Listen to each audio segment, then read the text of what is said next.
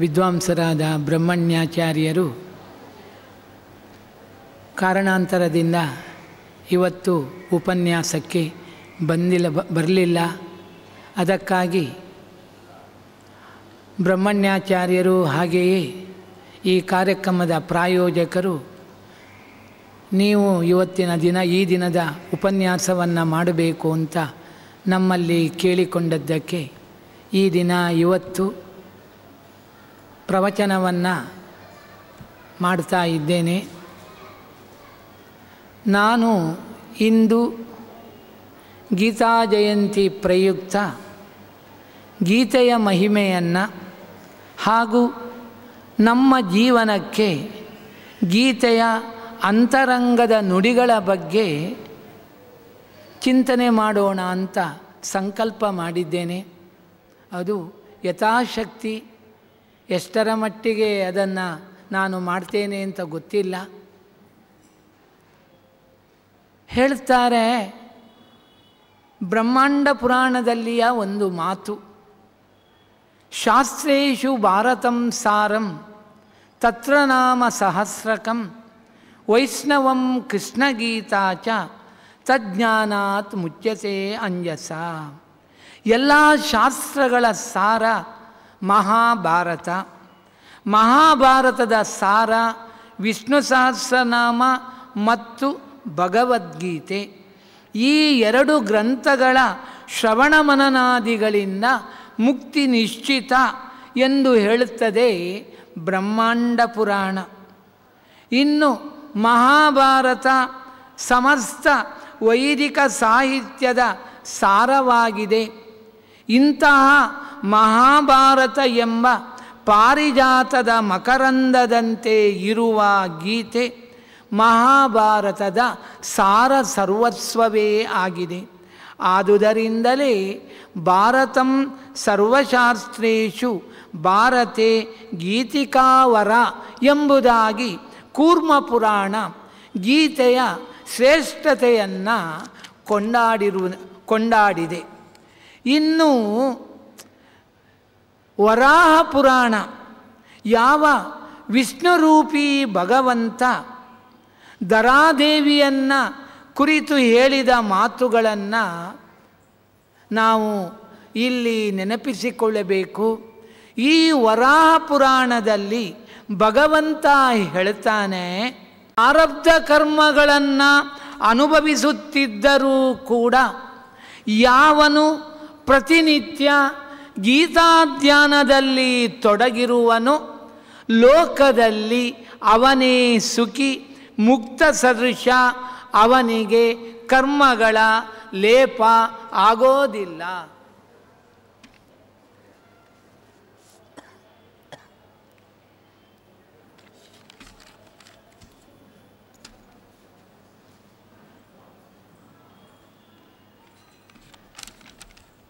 ಇನ್ನು ಈ ವರಾಹ ಪುರಾಣದಲ್ಲಿಯೇ ಭಗವಂತ ಇನ್ನೊಂದು ಮಾತನ್ನು ಹೇಳಿದ್ದಾನೆ.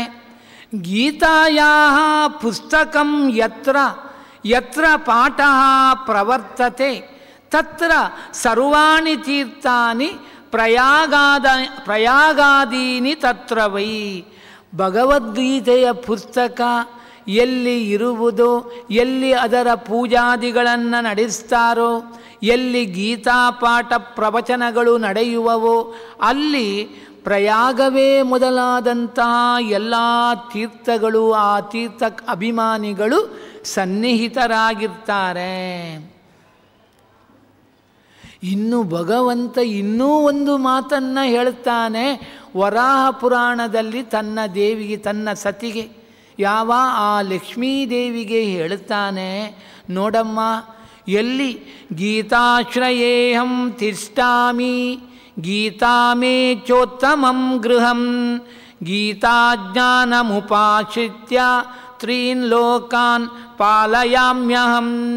ಗೀತೆಯನ್ನು ಆಶ್ರಯಿಸಿ ನಾನು ಇರುತ್ತೇನೆ, ಅದು ನನಗೆ ಉತ್ತಮವಾದ ಸ್ಥಾನವಾಗಿದೆ.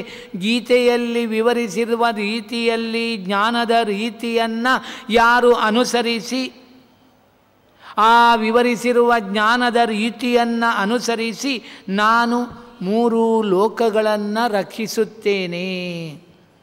ಇನ್ನು ನನಗೆ ಗೀತೆಯಲ್ಲಿ ಹೇಳಿದ ಎಲ್ಲ ವಿಚಾರಗಳು ನನಗೆ ಸಮ್ಮತವಾದವುಗಳು. ಗೀತಾ ಮೇ ಪರಮಾ ವಿದ್ಯಾ ಬ್ರಹ್ಮರೂಪ ನ ಸಂಶಯ ಅರ್ಧಮಾತ್ರಾಕ್ಷರ ನಿತ್ಯ ಸ್ವಾನಿರ್ವಾಚ್ಯ ಪದಾತ್ಮಿಕ. ಇದರಲ್ಲಿ ಉಕ್ತವಾಗಿರುವುದು ನನಗೆ ಸಮ್ಮತವಾದ ಶ್ರೇಷ್ಠವಾದ ವಿದ್ಯೆ. ಅದು ಪರಬ್ರಹ್ಮನ ಪ್ರತೀಕವೇ ಆಗಿದೆ. ಇನ್ನೂ ಹೇಳುತ್ತಾನೆ, ಗೀತೆಯ ಒಂದೊಂದು ಅಕ್ಷರದ ಒಂದೊಂದು ಮಾತ್ರಾ ಭಾಗವೂ ಕೂಡ ಸ್ವತಂತ್ರನಾದ ನನ್ನ ಮಹಿಮೆಯನ್ನು ಕೊಂಡಾಡುವಂತಹದಾಗಿದೆ. ಆದುದರಿಂದ ಯಾರು ಈ ಗೀತೆಯನ್ನು ಯೋ ಅಷ್ಟಾದಶ ಜಪೋ ನಿತ್ಯಂ ನರೋ ನಿಶ್ಚಲ ಮಾನಸಃ ಜ್ಞಾನಸಿದ್ಧಿಂ ಸಲಭತೆ ತಥೋ ಯಾತಿ ಪರಂ ಪದಂ. ಯಾರು ನಿಶ್ಚಲವಾದ ಮನಸ್ಸಿನಿಂದ ಈ ಭಗವದ್ಗೀತೆಯ 18 ಅಧ್ಯಾಯಗಳನ್ನು ನಿತ್ಯವೂ ಪಾರಾಯಣ ಮಾಡುವರೋ ಅವರು ಜ್ಞಾನಸಿದ್ಧಿಯನ್ನು ಹೊಂದುತ್ತಾರೆ. ನಂತರ ನನ್ನ ಅನುಗ್ರಹದಿಂದ ನನ್ನ ಪ್ರಸಾದದಿಂದ ಮೋಕ್ಷವನ್ನು ಕೂಡ ಹೊಂದುತ್ತಾರೆ. ಇನ್ನು ಗೀತಾಭ್ಯಾಸ ನಿರಂತರ ಮಾಡುವವನು ಶ್ರೀಹರಿಯ ಲೋಕವನ್ನು ಹೊಂದುತ್ತಾನೆ ಎನ್ನುವುದರಲ್ಲಿ ಸಂಶಯವೇ ಇಲ್ಲ. ಹೀಗೆ ಬೇರೆ ಬೇರೆ ಪುರಾಣಗಳಲ್ಲಿ ಗೀತಾ ಮಹಿಮೆಯನ್ನು ಹೇಳುತ್ತಾ ಸಜ್ಜನರು ಇದರ ನಿತ್ಯ ಪಾರಾಯಣಾದಿಗಳನ್ನು ಮಾಡಬೇಕು, ಇದು ಮೋಕ್ಷಶಾಸ್ತ್ರದಂಥ ಎಂಬುದಾಗಿ ಈ ರೀತಿ ಹೇಳಲ್ಪಟ್ಟಿದೆ. ಇನ್ನು ಭಗವದ್ಗೀತೆಗೆ ಸಮಾನವಾದ ಶಾಸ್ತ್ರಗಂತ ಇನ್ನೊಂದು ಇಲ್ಲ ಎಂಬುದಾಗಿ ಜಗದ್ಗುರುಗಳಾದ ಶ್ರೀಮದಾಚಾರ್ಯರು ತಮ್ಮ ಗೀತಾ ತಾತ್ಪರ್ಯ ಗ್ರಂಥದಲ್ಲಿ ಬ್ರಹ್ಮವೈವರ್ತ ಪುರಾಣದ ಆಧಾರ ಕೊಟ್ಟು ತಿಳಿಸಿದ್ದಾರೆ. ದೇವತೆಗಳು, ರಾಜರುಗಳು, ಮನು ಮೊದಲಾದ ಮಹರ್ಷಿಗಳು ಹೇಗೆ ಕರ್ಮ ಮಾಡಿರುತ್ತಾರೆ, ಹೇಗೆ ಜ್ಞಾನವನ್ನು ಪಡೆದಿರುತ್ತಾರೆ, 4 ಯುಗಗಳಲ್ಲಿ ಹುಟ್ಟುವಂತಹ ಎಲ್ಲ ಮುಮುಕ್ಷಿಗಳು ಹೇಗೆ ಕರ್ಮ ಮಾಡಬೇಕು, ಹೇಗೆ ಜ್ಞಾನವನ್ನು ಪಡೆಯಬೇಕು, ಇದೆಲ್ಲ ಗೀತೆಯಲ್ಲಿ ಹೇಳಲ್ಪಟ್ಟಿವೆ. ಹೀಗೆ ಆ ಗೀತೆಯ ಹಿರಿಮೆ ಗರಿಮೆಗಳನ್ನು ಹೇಳುತ್ತಾ, ಆದ್ದರಿಂದಲೇ ಭಾರತಂ ಸರ್ವಶಾಸ್ತ್ರೇಷು ಭಾರತೆ ಗೀತಿಕಾವರ ವಿಷ್ಣೋ ಸಹಸ್ರನಾಮಾಪಿ ಜ್ಞೇಯಂ ಪಾಠ್ಯಂಚ ತದ್ವಯಂ. ಈ ರೀತಿ ಎಲ್ಲ ಶಾಸ್ತ್ರಗಳಲ್ಲಿ ಮಹಾಭಾರತ ಶ್ರೇಷ್ಠ, ಅದರಲ್ಲಿಯೂ ಶ್ರೀಮದ್ ಭಗವದ್ಗೀತೆ ಇನ್ನೂ ಶ್ರೇಷ್ಠತಮ. ಆದ್ದರಿಂದ ಅಲ್ಲಿ ಬರುವ ವಿಷ್ಣು ಸಹಸ್ರನಾಮ ಹಾಗೂ ಭಗವದ್ಗೀತೆಗಳನ್ನು ಅರ್ಥಾನುಸಂಧಾನ ಪೂರ್ವಕ ಅಧ್ಯಯನ ಪಾರಾಯಣಾದಿಗಳನ್ನು ಮಾಡಬೇಕು. ಹೀಗೆ ಗೀತೆಯ ಮಹಿಮೆಯನ್ನು ಎಲ್ಲ ಪುರಾಣಗಳು ಕೊಂಡಾಡಿವೆ. ಇನ್ನು ಗೀತೆ ಎಂದರೆ ಭಗವದ್ಗೀತೆಯೇ ಯಾಕೆ? ಅದಕ್ಕೆ ಸಮಾಧಾನವನ್ನು ಹೇಳುತ್ತಾರೆ. ಪುರಾಣ ಸಾಹಿತ್ಯದಲ್ಲಿ ಅನೇಕ ಗೀತೆಗಳು ಬಂದಿವೆ. ಶ್ರೀಮದ್ ಭಾಗವತ ಪುರಾಣದಲ್ಲಿ ಗೋಪಿಗೀತೆ, ಭ್ರಮರಗೀತೆ, ವೇಣುಗೀತೆ, ಭಿಕ್ಷುಗೀತೆ, ಶ್ರುತಿಗೀತೆ ಇತ್ಯಾದಿಗಳೆಲ್ಲ ಕಂಡು ಬರ್ತವೆ.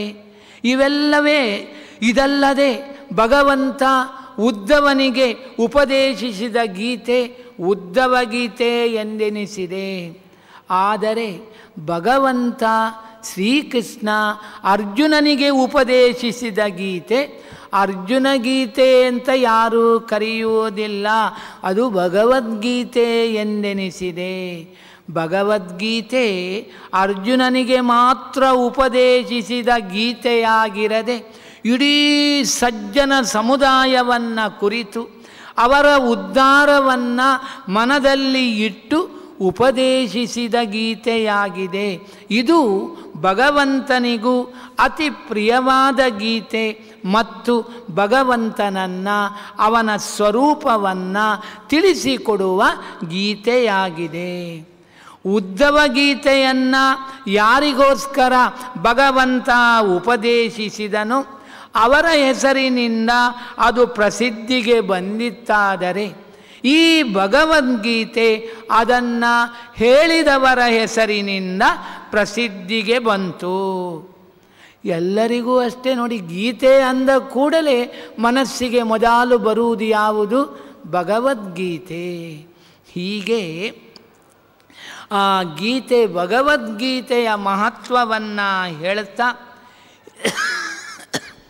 ಇನ್ನು ಈ ಭಗವದ್ಗೀತೆಯಲ್ಲಿ ಭಗವಂತ ಕೃಷ್ಣ ಅರ್ಜುನನನ್ನು ನಿಮಿತ್ತ ಮಾಡಿ ಸಾಕ್ಷಾತ್ತಾಗಿ ಸಜ್ಜನ ವೃಂದಕ್ಕೆ ಅಮೃತಮಯವಾದ ದಿವ್ಯ ಸಂದೇಶವನ್ನು ನೀಡಿದ್ದಾನೆ. ಹೇಗೆ ಪುಟ್ಟ ಕೃಷ್ಣ ತನ್ನ ತಾಯಿ ಯಶೋದೆಗೆ ತನ್ನ ಪುಟ್ಟ ಬಾಯಲ್ಲಿ ಬ್ರಹ್ಮಾಂಡವನ್ನೇ ತೋರಿಸಿದಂತೆ, ಈ ಚಿಕ್ಕ ಗ್ರಂಥದಲ್ಲಿ ಸುಮಾರು 701 ಶ್ಲೋಕಾತ್ಮಕವಾದ ಈ ಭಗವದ್ಗೀತೆ ಎಂಬ ಗ್ರಂಥದಲ್ಲಿ ಸಕಲ ಶಾಸ್ತ್ರಾರ್ಥಗಳನ್ನು ತುಂಬಿಸಿದ್ದಾನೆ. ಆದ್ದರಿಂದಲೇ ಗೀತೆಯ ಪ್ರತಿಯೊಂದು ಅಧ್ಯಾಯದ ಕೊನೆಯಲ್ಲಿ ಇತಿ ಶ್ರೀಮದ್ ಭಗವದ್ಗೀತಾ ಉಪನಿಷತ್ಸು ಬ್ರಹ್ಮವಿದ್ಯಾಯಾಂ ಯೋಗಶಾಸ್ತ್ರೇ ಎಂಬುದಾಗಿ ಹೇಳಲ್ಪಟ್ಟಿದೆ. ಇವಿಷ್ಟು ಸಂಕ್ಷೇಪವಾಗಿ ಗೀತೆಯ ಮಹಾತ್ಮೆ. ಆದರೆ ಇನ್ನು ನಮ್ಮ ಜೀವನಕ್ಕೆ ಗೀತೆಯ ಅಂತರಂಗದ ನುಡಿ ಏನು ಎಂಬುದರ ಬಗ್ಗೆ ನಾವು ಸ್ವಲ್ಪ ಚಿಂತನೆಯನ್ನು ನಡೆಸೋಣ.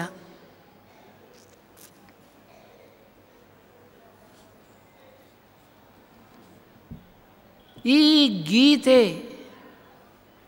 ಶ್ರೀಕೃಷ್ಣನ ಅಮೃತವಾಣಿ. ಅರ್ಜುನನನ್ನು ನಿಮಿತ್ತ ಮಾಡಿಕೊಂಡು ಶ್ರೀಕೃಷ್ಣ ಸಮಸ್ತ ಪ್ರಪಂಚಕ್ಕೆ ನೀಡಿದ ಮಹಾನ್ ಸಂದೇಶ, ಸಮಸ್ತ ವಿಶ್ವಕ್ಕೆ ನೀಡಿದ ವಿಶ್ವ ಸಂದೇಶ, ಸತ್ಯ ಸಂದೇಶ ಇದಾಗಿದೆ.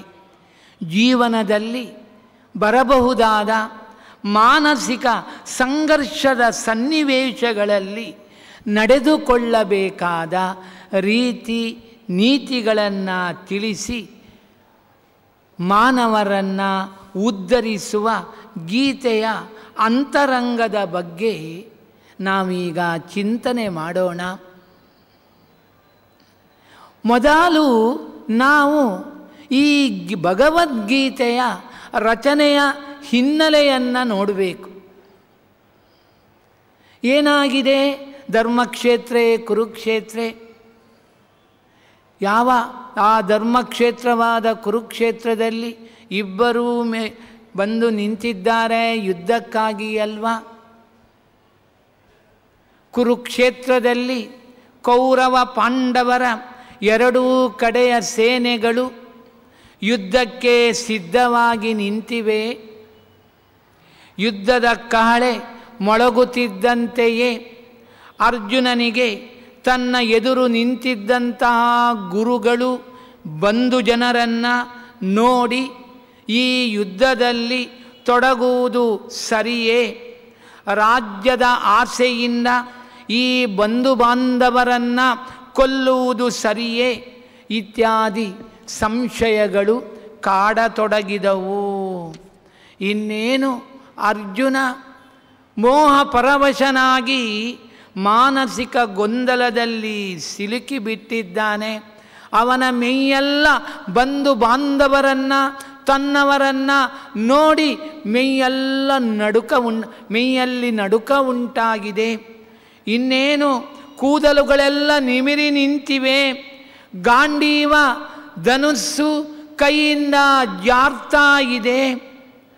ಆಗ ಇಂತಹ ಒಂದು ಅವಸ್ಥೆಯಲ್ಲಿದ್ದಂತಹ ಅರ್ಜುನ ಹೇಳುತ್ತಾನೆ, ಕೃಷ್ಣ ನ ಕಾಂಕ್ಷೆ ವಿಜಯಂ ಕೃಷ್ಣ ನ ಚ ರಾಜ್ಯಂ ಸುಖಾನಿ ಚ ಕಿನ್ನೋ ರಾಜ್ಯೇನ ಗೋವಿಂದ ಕಿಂ ಭೋಗೈಃ ಜೀವಿತೇನ ವಾ ಯೇಷಾಂ ಅರ್ಥೇ ಕಾಂಕ್ಷಿತಂ ನೋ ರಾಜ್ಯಂ ಭೋಗ ಸುಖಾನಿ ಚ ಸೈಮೇ ಅವಸ್ಥಿತ ಯುದ್ಧೆ ಪ್ರಾಣಾನ್ ತ್ಯಕ್ತ್ವಾ ಧನಾನಿ ಚ. ಕೃಷ್ಣ, ನನಗೆ ಈ ಯುದ್ಧ ಬೇಡ ಕೃಷ್ಣ. ನೋಡು, ನನಗೆ ವಿಜಯ ಬೇಡ, ರಾಜ್ಯ ಬೇಕಿಲ್ಲ, ಯಾವುದೇ ರೀತಿಯ ಸುಖಗಳೂ ಬೇಕಿಲ್ಲ ಗೋವಿಂದ. ನಮಗೆ ರಾಜ್ಯದಿಂದ ಏನಾಗಬೇಕಿದೆ, ಈ ಭೋಗದಿಂದ ಏನಾಗಲಿಕ್ಕಿದೆ, ಬದುಕಿನಿಂದಾದರೂ ಏನು ಕೃಷ್ಣ.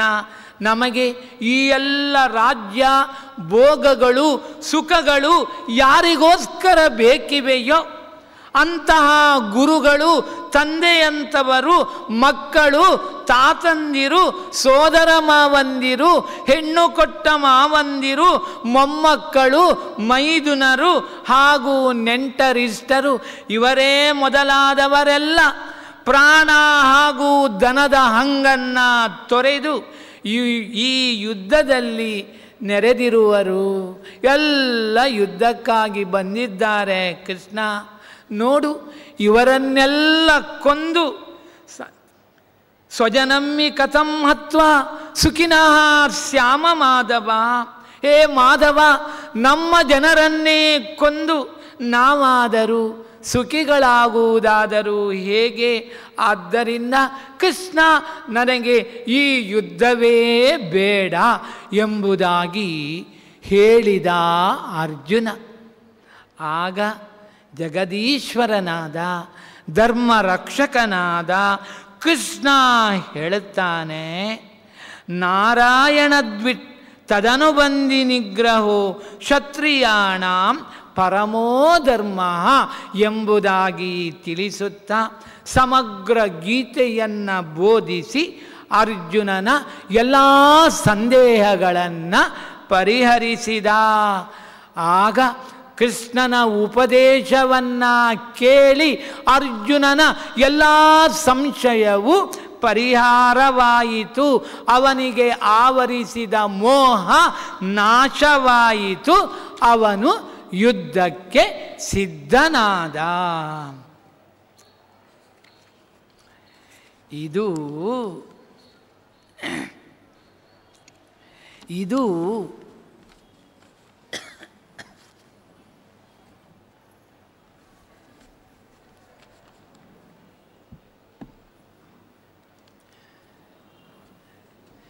ಈ ಗೊಂದಲ ನಮ್ಮ ಜೀವನದಲ್ಲೂ ನಡೆಯುತ್ತಾ ಇರ್ತದೆ. ಹೌದಲ್ವಾ? ನೋಡಿ, ನಮ್ಮ ಜೀವನದಲ್ಲಿ ಗೊಂದಲ ಇಲ್ವಾ? ಎಷ್ಟು ಸರ್ತಿ ನಾವು ಜಾರಿ ಬೀಳ್ತೇವೆ, ದುಃಖ ದುಮ್ಮಾನಗಳಿಗೆ ಬಲಿಯಾಗ್ತೇವೆ. ಏನು ಮಾಡಬೇಕು ಎಂಬಂಥ ಒಂದು ತೀರ್ಮಾನಕ್ಕೆ ನಾವು ಬರದೇ ಹೋಗ್ತೇವೆ ಅಲ್ವಾ? ನಮಗೆ ಯಾರೂ ಉಪದೇಶ ಮಾಡುವವರು ಇಲ್ಲ. ಅದನ್ನೇ ನಮ್ಮ ಜೀವನಕ್ಕೆ ಈಗ ಇದು ಅರ್ಜುನನ ವಿಷಯದಲ್ಲಾಯಿತು. ಈ ಗೀತೆ ನಮಗೆ ಎಷ್ಟು ಪ್ರಯೋಜನಕಾರಿ ಎಂಬುದನ್ನು ನಾವು ಚಿಂತನೆ ಮಾಡೋಣ. ನಮ್ಮ ಜೀವನದಲ್ಲೂ ಇದೇ ರೀತಿಯ ಗೊಂದಲವು ನಡೆಯುತ್ತಾ ಇದೆ. ನಾವೆಲ್ಲ ದೇವರನ್ನು ಮರೆತು ನಮ್ಮ ಸ್ವಾರ್ಥಕ್ಕಾಗಿ, ನಮ್ಮ ಸಂತೋಷಕ್ಕಾಗಿ, ಹೆಂಡತಿ ಮಕ್ಕಳು ಬಂಧು ಜನರ ಪ್ರೀತಿಗಾಗಿ ಎಲ್ಲ ಕರ್ಮಗಳನ್ನು ಬಹಳ ಅಭಿಮಾನದಿಂದ ಮಾಡುತ್ತೇವೆ ಅಲ್ವಾ? ಎಲ್ಲರೂ ಅಷ್ಟೇ. ಇದರಿಂದಾಗಿ ಏನಾಗ್ತದೆ? ನಾವು ಬಹಳವಾದ ದುಃಖವನ್ನು ಅನುಭವಿಸುತ್ತೇವೆ. ಅಷ್ಟು ಮಾತ್ರವಲ್ಲ, ದುಃಖಕ್ಕೆ ಗುರಿಯಾಗುವುದು ಮಾತ್ರವಲ್ಲ, ನಂತರ ದೇಹ ಪ್ರಾಣ ಹೋದ ನಂತರ ನಾವು ನರಕಭಾಜನರಾಗುತ್ತೇವೆ.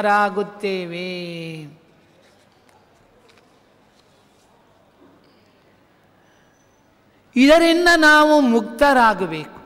ಈ ಗೊಂದಲದಿಂದ ನಾವು ಮುಕ್ತರಾಗಬೇಕು ಅಂತಾದರೆ ಈ ವಿಷಯದಲ್ಲಿ ಗೀತೆಯ ಸಂದೇಶ ಏನು ಅಂದರೆ ಕೃಷ್ಣ ಹೇಳ್ತಾನೆ, ಹೇಗೆ ಅರ್ಜುನನಿಗೆ ಉಪದೇಶವನ್ನು ಮಾಡಿ ಅವನ ಎಲ್ಲ ಮೋಹವನ್ನು ಗೊಂದಲವನ್ನು ಪರಿಹರಿಸಿದನೋ ಅದರಂತೆಯೇ ನಮ್ಮ ಗೊಂದಲವನ್ನು ಪರಿಹರಿಸ್ತಾನೆ.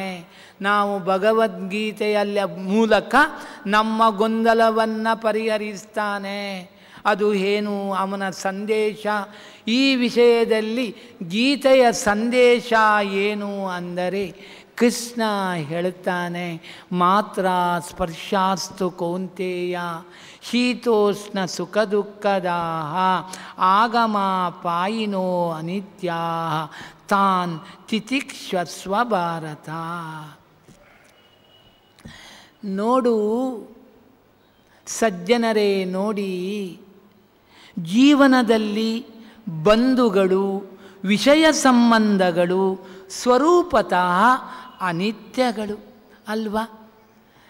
ಋಣಾನುಬಂಧ ರೂಪೇಣ ಪತಿಸತ್ ಯಾವ ಎಲ್ಲ ನಮ್ಮ ಋಣಾನುಬಂಧ ರೂಪದಲ್ಲಿ ಇರೋ. ನಮ್ಮ ಋಣ ಕಡಿಯಿತೋ ಆವಾಗ ನಮ್ಮ ಹೆಂಡತಿನೂ ಇರೋಲ್ಲ, ಮಕ್ಕಳೂ ಇರೋಲ್ಲ, ಬಂಧು ಬಳಗ ಸ್ನೇಹಿತರು ಇರೋಲ್ಲ. ಎಲ್ಲ ಋಣ ಪರಿಹಾರವಾಗುವವರೆಗೆ ಎಲ್ಲರೂ ಇರ್ತಾರೆ. ಆದ್ದರಿಂದ ಇವೆಲ್ಲವೂ ಅನಿತ್ಯಗಳು. ಇದು ನನ್ನದು, ಇವರು ನನ್ನವರು ಎಂಬ ಅಭಿಮಾನದಿಂದ ಕೂಡಿದ್ದರೆ ಮಾತ್ರ ಸುಖ ದುಃಖಗಳನ್ನು ಕೊಡುತ್ತವೆ ಈ ಸಂಬಂಧಗಳು ಅಲ್ವಾ? ನೆರೆಮನೆಯಲ್ಲಿ ಏನಾದರೂ ಆದರೆ ನಾವು ದುಃಖ ಪಡ್ತೇವ? ಅದು ಕೂಡ ಅವರು ನಮ್ಮ ವೈರಿಗಳಾದರೆ ನಾವು ಚೂರೂ ದುಃಖ ಪಡೋಲ್ಲ. ಇನ್ನು ಸ್ವಲ್ಪ ಬೇಕಾದವರಾದರೆ ಸ್ವಲ್ಪ ದುಃಖ ಪಡ್ತೇವೆ. ಇದಕ್ಕೆಲ್ಲ ಕಾರಣ ಏನು? ಅಭಿಮಾನ. ಈ ರೀತಿ ಆ ಅಭಿಮಾನದಿಂದ ಆ ಸಂಬಂಧಗಳು ಕೂಡಿದ್ದರೆ ಸುಖ ದುಃಖಗಳನ್ನು ಕೊಡ್ತದೆ. ಆದ್ದರಿಂದ ಕೃಷ್ಣ ಹೇಳ್ತಾನೆ, ಇಂತಹ ಅಭಿಮಾನವನ್ನು ಬಿಡಬೇಕು. ಇಂತಹ ಅಭಿಮಾನವನ್ನು ಬಿಟ್ಟು ದುಃಖ ಬರದೇ ಇರುವ ಹಾಗೆ ಮಾಡಿಕೊಳ್ಳಬೇಕಾದದ್ದು ಪ್ರತಿಯೊಬ್ಬ ಮಾನವನ ಮುಖ್ಯ ಕರ್ತವ್ಯವಾಗಿದೆ. ಪರಮಾತ್ಮನಿಂದ ಕೊಡಲ್ಪಟ್ಟಂತಹ ಸಕಲ ಪದಾರ್ಥಗಳನ್ನು ಅವನಿಗೆ ಅರ್ಪಿಸಿ ಅದನ್ನು ಸ್ವೀಕರಿಸಬೇಕು. ಹೀಗೆ ಮಾಡದೆ ಆ ಪದಾರ್ಥಗಳನ್ನು ನಾವು ಅನುಭವಿಸಿದಲ್ಲಿ ನಾವು ಕಳ್ಳರೆಂಬುದಾಗಿ ಕರೆಯಲ್ಪಡುತ್ತೇವೆ ಅಲ್ವಾ? ಈಶಾವಾಸ್ಯಮಿದಗುಂ ಸರ್ವಂ, ಎಲ್ಲವೂ ಭಗವಂತನಿಗೆ ಸೇರಿದ್ದು, ಎಲ್ಲವೂ ಕೂಡ ಭಗವಂತ ಕೊಟ್ಟದ್ದು. ಅದನ್ನು ನಾವು ನೆನಪಿಸಿಕೊಳ್ತೇವಾ? ನೋಡಿ, ಎಲ್ಲ ನಮ್ಮ ಸ್ವಾರ್ಥಕ್ಕಾಗಿ ಎಲ್ಲ ಸುಖವನ್ನು ಬಯಸ್ತೇವೆ. ಎಲ್ಲ ನಾನು ಹೇಳಿದಂತೆ ಆಗಬೇಕು, ಎಲ್ಲವೂ ನನ್ನ ಸುಖಕ್ಕಾಗಿ ಅಂತ ಏನು ಬೇಕಾದರೂ ಮಾಡಲಿಕ್ಕೆ ನಾವು ತಯಾರಿದ್ದೇವೆ. ಇದುವೇ ನಮ್ಮ ತಪ್ಪು. ನೋಡಿ, ಬೇಸಿಕ್ನಲ್ಲಿಯೇ ನಾವೆಲ್ಲರೂ ಜಾರಿ ಬಿದ್ದಿದ್ದೇವೆ. ಯಾಕೆಂದರೆ ಭಗವಂತನ ಅರಿವು, ಧರ್ಮದ ಪ್ರಜ್ಞೆ ನಮಗೆ ಇರುವುದಿಲ್ಲ. ಅದು ನಮ್ಮಿಂದ ದೂರವಾಗಿ ಬಿಟ್ಟಿದೆ. ಆದುದರಿಂದ ನಾವು ಈ ಸಂಸಾರದಲ್ಲಿಯೇ ಬಿದ್ದವರಾಗಿ ನಾನಾ ವಿಧವಾದ ದುಃಖ ದುಮ್ಮಾನಗಳಿಗೆ ಬಲಿಯಾಗುತ್ತಿದ್ದೇವೆ. ಏನೋ ನಾವೆಲ್ಲ ತಿಳ್ಕೊಂಡಿದ್ದೇವೆ, ದೇವರ ಸೇವೆ ಮಾಡಬೇಕು, ಗಾವ ಶಾಸ್ತ್ರಗ್ರಂಥಗಳನ್ನು ಓದಬೇಕು ಅಂತ. ಆದರೆ ಇದನ್ನೆಲ್ಲ ಇಟ್ಟುಕೊಂಡಲ್ಲಿ ಅದು ಫಲಕಾರಿಯಾಗೋದಿಲ್ಲ. ಭಗವಂತ ನಮ್ಮ ಮೇಲಿನ ಪ್ರೀತಿಯಿಂದ ಯಾರನ್ನೋ ಜ್ಞಾನಿಗಳನ್ನು ನಮ್ಮ ಬಳಿಗೆ ಕರೀತಾನೆ, ಅಥವಾ ನಮಗೆ ಜ್ಞಾನಿ ಸಂಘವಾಗುವ ಹಾಗೆ ಮಾಡ್ತಾನೆ. ಆಗ ಆ ಜ್ಞಾನಿಗಳು ನಮ್ಮಲ್ಲಿ ಕೇಳ್ತಾರಂತೆ, ಏನಪ್ಪ ನೀನು ನಿನಗಾಗಿ ಏನು ಮಾಡಿಕೊಂಡಿದ್ದೀ ಅಂತ ಅಲ್ವಾ? ಆಗ ನನ್ನಂಥ ಮೂರ್ಖ ಹೇಳ್ತಾನೆ, ಸ್ವಾಮಿ, ನಾನು ಬೇಕಾದಷ್ಟು ಹಣವನ್ನು ಗಳಿಸಿದ್ದೇನೆ, ತುಂಬ ಹಣ ನನ್ನಲ್ಲಿ ಉಂಟು, ಬ್ಯಾಂಕಿನಲ್ಲಿ ಬೇಕಾದಷ್ಟು ಡೆಪಾಸಿಟ್ ಕೂಡ ಇಟ್ಟಿದ್ದೇನೆ, ಮಕ್ಕಳಿಗೆಲ್ಲ ಆಸ್ತಿಯನ್ನು ಮಾಡಿಟ್ಟಿದ್ದೇನೆ. ಇನ್ನು ನನ್ನ ಹೆಂಡತಿಗೆ ಬೇಕಾದಷ್ಟು ಮೈ ಭಾರವಾಗುವಷ್ಟು ಮೈ ತುಂಬ ಆಭರಣಗಳನ್ನು ಮಾಡಿಸಿದ್ದೇನೆ. ಇನ್ನು ನಮ್ಮ ಕುಟುಂಬ ಅದು ಸುಖವಾಗಿ ಇರಬೇಕು ಅಂತ ಒಂದು ಭವ್ಯ ಬಂಗಲೆಯನ್ನು ಕಟ್ಟಿಸಿದ್ದೇನೆ. ಅಷ್ಟು ಮಾತ್ರವಲ್ಲ, 2-3 ಫ್ಲ್ಯಾಟ್ಗಳು ಕೂಡ ನನ್ನ ಹೆಸರಿನಲ್ಲಿವೆ. ಆದ್ದರಿಂದ ನಾನು ಸುಖವಾಗಿ ಇದ್ದೇನೆ ಅಂತ ಸ್ವಾರ್ಥಿಗಳಾದ ನಾವು ಅವರಲ್ಲಿ ಹೇಳಿಕೊಳ್ತೇವೆ ಅಲ್ವಾ? ಎಲ್ಲರೂ ಅದನ್ನೇ ಹೇಳುವುದಲ್ವ. ಎಲ್ಲ ಕೊನೆಗೆ ಒಂದು ಸೇರಿಸ್ತೇವೆ, ಎಲ್ಲ ದೇವರ ದಯೆಯಿಂದ ಅಂತ. ಅದು ಹೇಳುವವರು ಯಾರೂ ಇಲ್ಲ ಬಿಡಿ.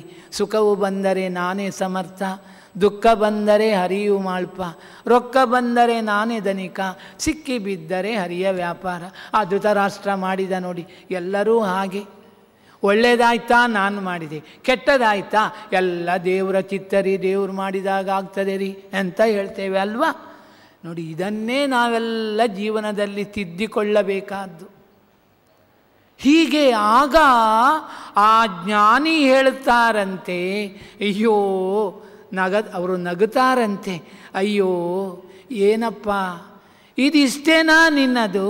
ನೋಡು, ಅಪರಿಹಾರ್ಯವಾದಂತಹ ಮರಣ ಅಲ್ವಾ, ಅದನ್ನು ತಪ್ಪಿಸಿಕೊಳ್ಳಿಕ್ಕೆ ಯಾರಿಂದಲೂ ಸಾಧ್ಯ ಇಲ್ಲ. ಹುಟ್ಟಿದವ ಇವತ್ತಲ್ಲ ನಾಳೆ ಸಾಯಲೇಬೇಕು. ನೋಡು, ಅಪರಿಹಾರ್ಯವಾದ ಅನಿವಾರ್ಯವಾದ ಮರಣ ಬಂದಾಗ ಕೂಡಿಟ್ಟಂತಹ ಹಣ, ಅಸ್ಥಿರಾಣಿ ಯಾವ ಕೂಡಿಟ್ಟಂತಹ ಹಣ, ಇನ್ನು ಕಟ್ಟಿದ ಮನೆ ಅವೆಲ್ಲ ಹಿಂದೆ ಉಳಿದು ಬಿಡ್ತದೆ. ನಿನ್ನೊಂದಿಗೆ ಅದಾವುದೂ ಬರುವುದಿಲ್ಲ. ಹೆಂಡತಿ ಹೊಸ್ತಿಲಿನವರೆಗೆ ಬರ್ತಾಳೆ, ಮಕ್ಕಳು ಸ್ಮಶಾನದವರೆಗೆ ಬರ್ತಾರೆ. ಇನ್ನು ಭೋಗ ಭಾಗ್ಯವನ್ನು ಅನುಭವಿಸಿದಂತಹ ಈ ದೇಹ ಬೆಂಕಿಯಲ್ಲಿ ಬೆಂದು ಭಸ್ಮವಾಗಿ ಹೋಗ್ತದೆ. ಹೀಗಿರುವಾಗ ನಿನ್ನೊಂದಿಗೆ ಬರುವಂಥದ್ದು ಯಾವುದು ಇದೆ ಹೇಳು ನೋಡೋಣ. ನೀನಿಷ್ಟೆಲ್ಲ ಹೇಳಿಕೊಂಡಿಯಲ್ಲ, ಯಾವುದು ಬರ್ತದೆ? ನಿನ್ನ ದೇಹ ಅದುವೇ ಬರುವುದಿಲ್ಲ, ಇನ್ನು ಯಾವುದು ಬರ್ತದೆ ಹೇಳು? ಮರಣಾನಂತರ ನಮ್ಮೊಂದಿಗೆ ಬರುವುದು ನಾವು ಇಲ್ಲಿ ಮಾಡಿದಂತಹ ಧರ್ಮ ಒಂದೇ. ಒಂದಲ್ಲ ಒಂದು ದಿನ ನಾವು ಯಮಧರ್ಮರಾಜನ ಮುಂದೆ ಒಂಟಿಯಾಗಿ ನಿಂತು ಉತ್ತರ ಹೇಳಲೇಬೇಕಾಗುತ್ತದೆ ಅಲ್ವಾ? ಸತ್ತ ನಂತರ ನಮ್ಮನ್ನು ಯಮಧರ್ಮರಾಜನ ಬಳಿಗೆ ಕರೆದುಕೊಂಡು ಹೋಗ್ತಾರೆ. ಆವಾಗ ನಮ್ಮ ಲೀಸ್ಟೆಲ್ಲ ನೋಡ್ತಾನೆ ಯಮಧರ್ಮರಾಜ. ಆ ಲೀಸ್ಟ್ನಲ್ಲಿ ಯಾವುದೇ ಪುಣ್ಯ ಕಾರ್ಯ ಧರ್ಮ ಕಾರ್ಯ ಇರೋದಿಲ್ಲ. ನಾನು ಅಷ್ಟು ಧಾರಾವಾಹಿ ನೋಡಿದ್ದೇನೆ, ಇಷ್ಟು ಸಿನಿಮಾ ನೋಡಿದ್ದೇನೆ, ಹಾಗೆ ಮಾಡಿದ್ದೇನೆ, ಹೀಗೆ ಮಾಡಿದ್ದೇನೆ ಅಂತ ಕೇಳಿದರೆ ಅದಾವುದನ್ನು ಲೆಕ್ಕಕ್ಕೆ ತೆಗೆದುಕೊಳ್ಳೋದಿಲ್ಲ. ಅದೆಲ್ಲ ಇಲ್ಲಿ ಆಯಿತು, ಇಲ್ಲಿ ಕೂಡ ಲೆಕ್ಕಕ್ಕೆ ತಗೊಳ್ಳೋದಿಲ್ಲ. ಇಲ್ಲಿಯಾದರೂ ಪರೀಕ್ಷೆಯಲ್ಲಿ ಎಷ್ಟು ನೀನು ಧಾರಾವಾಹಿ ನೋಡಿದಿ ಅಂತ ಪ್ರಶ್ನೆ ಬರ್ತದಾ? ಇಲ್ಲ. ಇದೆಲ್ಲ ನಾವು ಮಾಡಿಕೊಂಡದ್ದು, ನಮ್ಮ ಸಂತೋಷಕ್ಕಾಗಿ ನಾವು ಇದುವೇ ತಪ್ಪು ಅಂತ ಕೃಷ್ಣ ಹೇಳ್ತಾನೆ. ನೀವು ನಿಮಗಾಗಿ ಮಾಡುವುದಲ್ಲ, live for God, die for God ಅಲ್ವಾ? ನಮ್ಮ ಜೀವನ ಭಗವಂತನಿಗಾಗಿ, ನಮ್ಮ ಜೀವನ, ನಮ್ಮ ಸಾವು ಭಗವಂತನಿಗಾಗಿ. ಹೇಗೆ ಪತಿವ್ರತ ಸ್ತ್ರೀ ತನ್ನ ಪೂರ್ಣ ಜೀವನವನ್ನು ತನ್ನ ಗಂಡನಿಗಾಗಿಯೇ ಮುಡುಪಾಗಿರ್ತಾಳೋ, ಅದರಂತೆಯೇ ನಾವು ನಮ್ಮ ಜೀವನವನ್ನು ಭಗವಂತನಿಗಾಗಿ ಮುಡುಪಾಗಿ ಇಡಬೇಕು. ಇದು ಕೃಷ್ಣ ಹೇಳುವ ಸಂದೇಶ. ನಾವು ಭಗವಂತನನ್ನು ಮರೆತು ಬಿಟ್ಟದ್ದರಿಂದ, ಧರ್ಮವನ್ನು ಕೈ ಬಿಟ್ಟದ್ದರಿಂದ ನಮಗೆ ಈ ಎಲ್ಲ ದುಃಖ ದುಮ್ಮಾನ ಅನಿಷ್ಟ ರೋಗ ರುಜಿನ ಅದೆಲ್ಲ ನಿವಾರಣೆಯಾಗಬೇಕಾದರೆ ನಾವು ಭಗವಂತನನ್ನು ನಾವು ನೆನೆಯಬೇಕು. ಕೈಯಿಂದಾದಷ್ಟು ಧರ್ಮವನ್ನು ಆಚರಿಸಬೇಕು. ನಮ್ಮ ರಕ್ಷಣೆಗೆ ಇಲ್ಲೂ ಯಾರೂ ಬರೋದಿಲ್ಲ, ಅಲ್ಲೂ ಯಾರೂ ಬರೋದಿಲ್ಲ. ಮಂಚ ಬಾರದು, ಮಡದಿ ಬಾರಡು, ಕಂಚು ಕನ್ನಡಿ ಬಾರದು, ಸಂಚಿತಾರ್ಥದ ದ್ರವ್ಯ ಬಾರದು, ಮುಂಚೆ ಮಾಡಿದ ಧರ್ಮವೇ. ನಮ್ಮೊಂದಿಗೆ ಬರುವುದು ಒಂದು ಮಾತ್ರ, ಅದು ಯಾವುದು ಕೇಳಿದರೆ ನಾವು ಮಾಡಿದ ಧರ್ಮ ಮಾತ್ರ ನಮ್ಮೊಂದಿಗೆ ಬರ್ತದೆ, ಇನ್ನಾರು ಬರೋದಿಲ್ಲ. ಇದನ್ನು ನಾವು ಚೆನ್ನಾಗಿ ತಿಳಿದುಕೊಳ್ಳಬೇಕು. ಆದ್ದರಿಂದ ಧರ್ಮವನ್ನು ನೀವು ಆಚರಿಸಬೇಕು ಎಂಬುದಾಗಿ ಆ ಜ್ಞಾನಿಗಳು ಹೇಳ್ತಾರಂತೆ. ಅಸ್ಥಿರಾಣಿ ಶರೀರಾಣಿ ವಿಭವೋ ನೈವ ಶಾಶ್ವತಃ ನಿತ್ಯಂ ಸನ್ನಿಹಿತೋ ಮೃತ್ಯು ಕರ್ತವ್ಯೋ ಧರ್ಮ ಸಂಚಯ. ಆದ್ದರಿಂದ ಸಾವು ಯಾವಾಗ ಬರ್ತದೆ ಅಂತ ಗೊತ್ತಿಲ್ಲ. ಆದ್ದರಿಂದ ಇದನ್ನೆಲ್ಲ ತಿಳ್ಕೊಂಡು ನಾವು ಧರ್ಮದ ಆಚರಣೆಯನ್ನು ಮಾಡಬೇಕು. ಯಾಕೆಂದರೆ ಯಾರು ಧರ್ಮವನ್ನು ಆಚರಿಸುತ್ತಾನೋ ಅವನನ್ನು ಇಲ್ಲಿಯೂ ಧರ್ಮ ರಕ್ಷಣೆ ಮಾಡ್ತದೆ, ಅಲ್ಲಿಯೂ ಧರ್ಮ ರಕ್ಷಣೆ ಮಾಡ್ತದೆ, ಎಲ್ಲೆಲ್ಲಿಯೂ ಕೂಡ ಧರ್ಮ ಅವನನ್ನು ರಕ್ಷಿಸಿಯೇ ರಕ್ಷಿಸುತ್ತದೆ. ನೋಡಿ, ಇದನ್ನೆಲ್ಲ ಪುರಂದರದಾಸರು ಒಂದು ಸಣ್ಣ ಪದ್ಯದಲ್ಲಿ ತಿಳಿಸಿಕೊಡ್ತಾರೆ. ಎಲ್ಲ ಭಗವಂತ ಕೊಟ್ಟದ್ದಲ್ವ. ನಮ್ಮ ಈ ಎಲ್ಲ ವೈಭವ, ಈ ಎಲ್ಲ ಸುಖ ಸಂಪತ್ತು ಎಲ್ಲ ಯಾರಿಂದ? ನಾವೇನೋ ತಿಳ್ಕೊಳ್ತೇವೆ. ಎಲ್ಲ ನಾನು ಸಂಪಾದನೆ ಮಾಡಿದ್ದು, ಇದುವೇ ತಪ್ಪು ಬಿಡಿ. ಈ ಅಭಿಮಾನವೇ, ಈ ದುರಭಿಮಾನವೇ ನಮ್ಮನ್ನು ಎಲ್ಲ ಕೊಂದು ಬಿಡುವಂಥದ್ದು. ಅದಕ್ಕಾಗಿಯೇ ಕೃಷ್ಣ ಈ ಭಗವದ್ಗೀತೆಯನ್ನು ಅರ್ಜುನನನ್ನು ನಿಮಿತ್ತ ಮಾಡಿಕೊಂಡು ನಮಗೆಲ್ಲ ತಿಳಿಸಿಕೊಟ್ಟಿದ್ದಾನೆ ಈ ಗೀತೆಯ ಮೂಲಕ ಅಲ್ವಾ. ಅರ್ಜುನ ಮಾಡಿದ್ದು ಅದೇ ಅಲ್ವಾ. ನನ್ನ ತಂದೆ, ನನ್ನ ಬಂಧುಗಳು, ನನ್ನ ಬಳಗದವರು, ನನ್ನ ಮಾವಂದಿರು, ಸೋದರ ಮಾವಂದಿರು, ನನ್ನ ಮಕ್ಕಳು, ಮೊಮ್ಮಕ್ಕಳು ಅಂತ ಹೇಳಿದ್ದು ಅದನ್ನೇ ಅಲ್ವಾ. ನಾವು ಮಾಡಿದ್ದು ಅದುವೇ, ನಾವು ಮಾಡ್ತಾ ಇರುವುದು ಅದುವೇ ಅಲ್ವಾ. ಕೃಷ್ಣ ಏನು ಹೇಳಿದ? ನೋಡು, ನಾನು ನನ್ನದು ಎಂಬುದನ್ನು ಬಿಟ್ಟು ಬಿಡುಪ್ಪ ಅರ್ಜುನ, ಅಭಿಮಾನ ಬಿಟ್ಟು ಬಿಡು.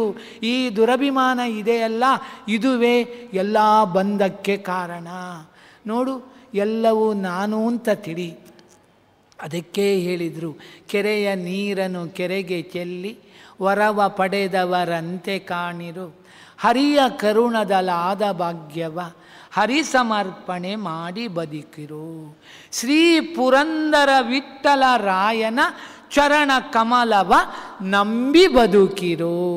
ನೋಡಿದ್ರ, ಹೀಗೆ ನಾವು ಮಾಡಿದಲ್ಲಿ ನಮ್ಮ ಕೈಯಿಂದ ಆದಷ್ಟು ಧರ್ಮಾಚರಣೆಯನ್ನು ಮಾಡ್ತಾ ಧರ್ಮ ಪ್ರಜ್ಞೆ, ಭಗವತ್ ಪ್ರಜ್ಞೆಯನ್ನು ನಾವು ನಮ್ಮ ಜೀವನದಲ್ಲಿ ಸಾಧ್ಯವಿದ್ದಷ್ಟು ಅಳವಡಿಸಿಕೊಂಡು ಎಲ್ಲವೂ ಕೂಡ ನಾಹಂ ಕರ್ತ ಹರಿಕರ್ತ ಎಂಬಂತಹ ಈ ಅನುಸಂಧಾನದಿಂದ ಭಗವಂತನ ಪೂಜೆ ಯಾವುದೇ ಕೆಲಸವಾಗಲಿ, ಆಫೀಸ್ ಕೆಲಸ, ಮನೆ ಕೆಲಸ, ಮಕ್ಕಳ ಕೆಲಸ, ಹೀಗೆ ಅದು ಯಾವುದೇ ಕೆಲಸವಿರಲಿ, ಪರಿಪರಿ ಕೆಲಸವು ನಿನ್ನ ಮಹಾಪೂಜೆ.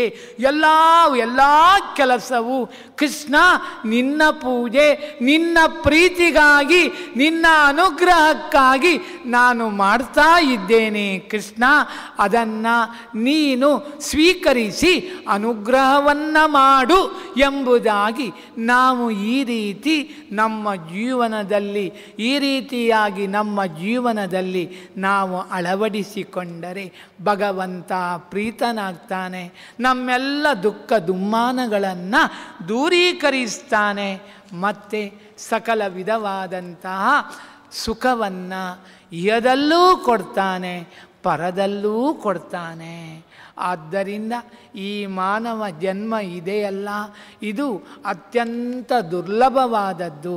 ಮಾನವ ಜನ್ಮ ದೊಡ್ಡದು, ಇದ ಹಾನಿ ಮಾಡಿಕೊಳ್ಳಬೇಡಿ ಎಂಬುದಾಗಿ ದಾಸರು ಹೇಳುತ್ತಾರೆ ನೋಡಿ.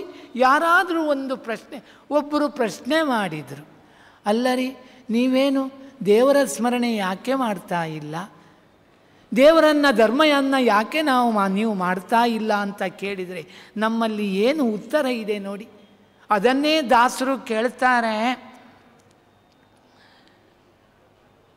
ಕಣ್ಣು, ಕೈ, ಕಾಲು, ಕಿವಿ, ನಾಲಿಗೆ ಇರಲಿಕ್ಕೆ ಮಣ್ಣು ಮುಕ್ಕಿ ಮರುಳಾಗುವರೇನೋ, ಹೆಣ್ಣು ಮಣ್ಣಿಗಾಗಿ ಹರಿಯ ನಾಮಾಮೃತ ಉಣ್ಣದೆ ಉಪವಾಸ ಇರುವರೇ ಕೋಡಿ. ಏನು ಕಾರಣ ಯದುಪತಿಯನ್ನು ಮರೆತಿರಿ ಹೇಳಿ ನೋಡೋಣ. ಯಾರು? ನನ್ನಲ್ಲಿ ಉತ್ತರ ಇಲ್ಲ. ಏನು ಕಾರಣ ಇದೆ? ಎಲ್ಲ ಸೌಭಾಗ್ಯವನ್ನು ಕೊಡ್ತಾ ಇರುವಂತಹ ಪರಮಾತ್ಮನನ್ನು ನಾವೆಲ್ಲ ಮರೆತು ಬಿಟ್ಟಿದ್ದೇವೆ ಅಲ್ವಾ? ಏನು ಕಾರಣ ಇದಕ್ಕೆ ಗೊತ್ತಿಲ್ಲ.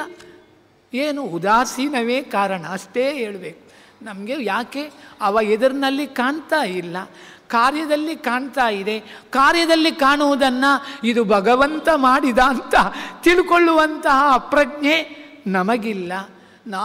ನಮಗೇನು, ನಾವು ಒಟ್ಟಾರೆ ಸುಖವಾಗಿರಬೇಕು. ಏನಕೇನ ಪ್ರಕಾರೇಣ ಪ್ರಸಿದ್ಧ ಪುರುಷೋಭವ ಋಣಂ ಕೃತ್ವಾ ಘೃತಂ ಪಿಬೇತ್.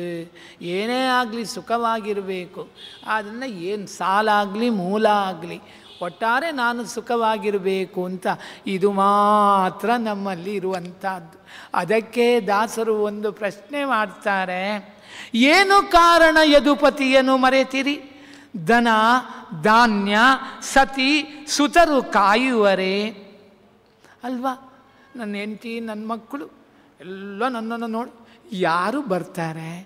ಉಂಟು ಕಾಲಕ್ಕೆ ನೆಂಟರಿಷ್ಟರು ಬಂಟರಾಗಿ ಕಾಯುವರು, ಕಂಠ ಕೆಮನರು ಎಳೆದು ಒಯ್ಯುವಾಗ ನೆಂಟರಿಷ್ಟರು ಬಾರರು. ಎಲ್ಲರೂ ಒಂದು ಹಂತದವರೆಗೆ ಬರ್ತಾರೆ. ಹೆಂಡತಿ, ಮಕ್ಕಳು, ಬಂಧು ಬಳಗ. ಕೊನೆ ಹಂತ ಯಾರು ಬರ್ತಾರೆ? ಯಾರಾದರೂ ನಾವು ಸಾಯುವಾಗ ಇಲ್ಲ ನೀವು ಸಾಯಬೇಡಿ ಅಂತ ನಮ್ಮನ್ನು ನಿಲ್ಲಿಸಿರ್ತಾರಾ? ನಿಲ್ಲಿಸಲಿಕ್ಕೆ ಸಾಧ್ಯ ಉಂಟಾ? ಇಲ್ಲ. ಆದ್ದರಿಂದ ಅದೆಲ್ಲ ಸಾಧ್ಯ ಭಗವಂತನಿಗೆ ಮಾತ್ರ. ಆದರೆ ಅಂತಹ ಭಗವಂತನ, ಕರುಣಾಪೂರ್ಣನಾದ ಭಗವಂತನನ್ನು ನಾವು ಮರೆತು ಬಿಡ್ತೇವೆ. ಅವನನ್ನು ಒಂದು ಬದಿಯಲ್ಲಿ ಕೂತುಕೊಳಿಸಿರ್ತೇವೆ ಅಲ್ವಾ? ಇದು ನಮ್ಮ ತಪ್ಪು. ಇದನ್ನೇ ಭಗವದ್ಗೀತೆ ನಮ್ಮ ಕೃಷ್ಣ ಗೀತೆಯ ಮೂಲಕ ತಿಳಿಸಿಕೊಡ್ತಾನೆ. ನೋಡಿ, ನೀವು ಮಾಡ್ತಾ ಇರತಕ್ಕಂತಹ ತಪ್ಪು ದುರಭಿಮಾನ. ಹೆಂಡತಿ ಮಕ್ಕಳಲ್ಲಿ ಬಂಧು ಬಳಗದಲ್ಲಿ ದುರಭಿಮಾನವನ್ನು ಮಾಡ್ತಾ ಇದ್ದೀರಾ. ಈಸಬೇಕು ಇದ್ದು ಜಯಿಸಬೇಕು, ಈ ಹೇಸಿಗೆ ಸಂಸಾರದೊಳು ಆಸೆ ಲೇಷ ಇಡದಂಗೆ. ಅದನ್ನೆಲ್ಲ ನಾವು ಅದನ್ನು ಮಾಡ್ತಾ ಇಲ್ಲ. ಈ ರೀತಿ ಇದ್ದಲ್ಲಿ ನಾವು ಸಂಸಾರ ಬಂಧನದಿಂದ ಮುಕ್ತರಾಗ್ತೇವೆ. ಅದೇ ಆಸೆಲೆ ಎಲ್ಲ ಮಾಡಿದರೆ ನಾವು ಮತ್ತಷ್ಟು ಸಂಸಾರ ಬಂಧನದಲ್ಲಿ ಮುಳುಗಿ ಬಿಡ್ತೇವೆ. ಅಯ್ಯೋ, ಹಾಗಾದರೆ ಹೆಂಡತಿ ಮಕ್ಕಳು ಬಂಧು ಬಳಗ ಯಾರೂ ಬೇಡವೋ? ಅದನ್ನು ಹೇಳಲೇ ಇಲ್ಲ ಕೃಷ್ಣ. ಎಲ್ಲರೂ ಬೇಕು. ಆದರೆ ನಾವೇನೊಂದು ವ್ಯಾಮೋಹ ಮಾಡ್ತೇವೆ ನೋಡಿ, ಬಹಳವಾದ ಅಭಿಮಾನ, ದುರಭಿಮಾನ ಮಾಡ್ತೇವೆ ನೋಡಿ, ಅದನ್ನು ಬಿಡಬೇಕು. ಅದಕ್ಕೆ ದಾಸರು ಹೇಳಿದರು, ಈಸಬೇಕು ಇದ್ದು ಜಯಿಸಬೇಕು ಈ ಹೇಸಿಗೆ ಸಂಸಾರದಲ್ಲಿ. ಇಲ್ಲಿದ್ದುಕೊಂಡೇ ನಾವು ಜಯಿಸಬೇಕು. ಹೇಗೆ? ಅದನ್ನೆಲ್ಲ ಕೃಷ್ಣ ಭಗವದ್ಗೀತೆಯಲ್ಲಿ ಉಪದೇಶ ಮಾಡಿದ್ದಾನೆ. ನೋಡಪ್ಪ, ಸತ್ತವರು ಅವರ ಬಗ್ಗೆ ನೀನು ಚಿಂತೆ ಮಾಡಬೇಡ. ಅರ್ಜುನನಿಗೆ ಹೇಳ್ತಾ ಹಾಗೆ ನಮಗೂ ಕೂಡ ಅದು ಅನ್ವಯವಾಗ್ತದೆ. ನಾವೆಲ್ಲ ದುಃಖ ಪಡ್ತೇವೆ. ಅಯ್ಯೋ, ಅವರು ತುಂಬ ಸುಖದಲ್ಲಿದ್ದಾರೆ, ನಾವು ಸುಖದಲ್ಲಿಲ್ಲ ಅಲ್ವಾ? ನಮಗೆ ಯಾವಾಗ ನೋಡಿದರೂ ದಾರಿದ್ರ್ಯ, ಅಯ್ಯೋ ದೇವರೇ ಅಯ್ಯೋ ದೇವರೇ ಅಂತ ಅಷ್ಟೇ. ಇವನು ದಾರಿದ್ರ್ಯ ಯಾಕೆ ಬಂತು ಅಂತ ಆಲೋಚನೆ ಮಾಡೋದಿಲ್ಲ. ಈ ದಾರಿದ್ರ್ಯ ಪರಿಹಾರ ಆಗಬೇಕಾದ್ರೆ ನಾನು ಏನು ಮಾಡಬೇಕು? ಭಗವಂತನನ್ನು ಶರಣ ಹೊಂದಬೇಕು, ಅದು ಹೊಂದೋದಿಲ್ಲ ಅಲ್ವಾ? ಅದಕ್ಕೆ ಹೇಳ್ತಾನೆ ಭಗವಂತ, ಅರ್ಜುನನನ್ನು ನಿಮಿತ್ತ ಮಾಡಿಕೊಂಡು ಹೇಳ್ತಾನೆ, ನೋಡಿ ನಮಗೆಲ್ಲ ಯಾವುದು ಬೇಕು ಅದು ನಮಗೆ ಬೇಡ, ಯಾವುದು ಶಾಸ್ತ್ರಸಮ್ಮತ ಅದು ನಮಗೆ ಬೇಡ, ಯಾವುದು ಅಶಾಸ್ತ್ರ ಅದು ನಮಗೆ ಬೇಕು ಅಲ್ವಾ? ಅದಕ್ಕೆ ಹೇಳಿದರು ದಾಸರು, ಕುರುಡು ನಾಯಿತ ಸಂತೆಗೆ ಬಂತಂತೆ, ಅದು ಯಾತಕ ಬಂತು ಅಲ್ವಾ? ನಮ್ಮನ್ನೆಲ್ಲ ಕುರುಡು ನಾಯಿಗಳು ಅಂತ ಹೇಳ್ತಾರೆ. ನಾವು ಹೇಳುವುದು ಮಾತ್ರ ಬುದ್ಧಿಜೀವಿಗಳು ಅಂತ. ಆದರೆ ನಾವು ಮಾಡುವ ವ್ಯವಹಾರ ಎಲ್ಲ ಅರ್ಥಹೀನ ವ್ಯವಹಾರ ಅಲ್ವಾ? ಬುದ್ಧಿ ಇಲ್ಲದವರು ಮಾಡತಕ್ಕಂತಹ, ಪ್ರಾಣಿಗಳು ಮಾಡುವಂತಹ ವ್ಯವಹಾರ. ಅದಕ್ಕೆ ಹೇಳ್ತಾರೆ ದಾಸರು, ಕಂಡ ಸಕ್ಕರೆ ಹಿತವಲ್ಲವಂತೆ, ಕಂಡ ಎಲುಬು ಕಡಿತೀತಂತೆ, ಹೆಂಡಿರ ಮಕ್ಕಳ ನೆಚ್ಚೀತಂತೆ, ಕೊಂಡು ಹೋಗುವಾಗ ಯಾರಿಲ್ಲವಂತೆ, ವೇದವಾದಗಳ ನೋದೀತಂತೆ, ಗಾದೆ ಮಾಡಿ ಬಿಟ್ಟೀತಂತೆ. ನಾವೆಲ್ಲ ಬಾಯಿಯಲ್ಲಿ ನಾಲಿಗೆಯಲ್ಲಿ ಇಷ್ಟು ಉದ್ದ, ಅಯ್ಯೋ ಅದು ಹಾಗೆ ಇದು ಹೀಗೆ, ನಮ್ಮ ಹಿರಿಯರು ಹಾಗೆ ಮಾಡ್ತಾಯಿದ್ರು ಹೀಗೆ ಮಾಡ್ತಾಯಿದ್ರು ಅಂತ ಏನೇನೋ. ನೀನೇನು ಮಾಡ್ತಾ ಇದ್ದೀಯಾ? ಅಯ್ಯೋ ಅದೆಲ್ಲ ನಮಗೆ ಆಗೋದಿಲ್ಲ ರೀ. ಏನು ತೊಂದರೆ ಬಂತು? ಅದನ್ನೇ ದಾಸರು ಹೇಳ್ತಾರೆ, ಗಾದೆ ಮಾಡಿ ಬಿಟ್ಟೀತಂತೆ, ಹಾದಿ ತಪ್ಪಿ ನಡೆದು ಯಮನ ಬಾಧೆಗೆ ತಾ ಗುರಿಯಾಯಿತಂತೆ. ಈ ರೀತಿ ನಾವು ಧರ್ಮವನ್ನು ಬಿಟ್ಟು ಎಲ್ಲಿಗೆ ಹೋಗ್ತೇವೆ? ಧರ್ಮದಲ್ಲಿ ನಮಗೆ ರುಚಿ ಇಲ್ಲ, ಧರ್ಮದ ಬಗ್ಗೆ ಕಾಳಜಿ ಇಲ್ಲ, ಯಮನ ಬಾಧೆಗೆ ಗುರಿಯಾಯಿತಂತೆ. ಇನ್ನು ನಾನಾ ಜನ್ಮವ ಎತ್ತೀತಂತೆ.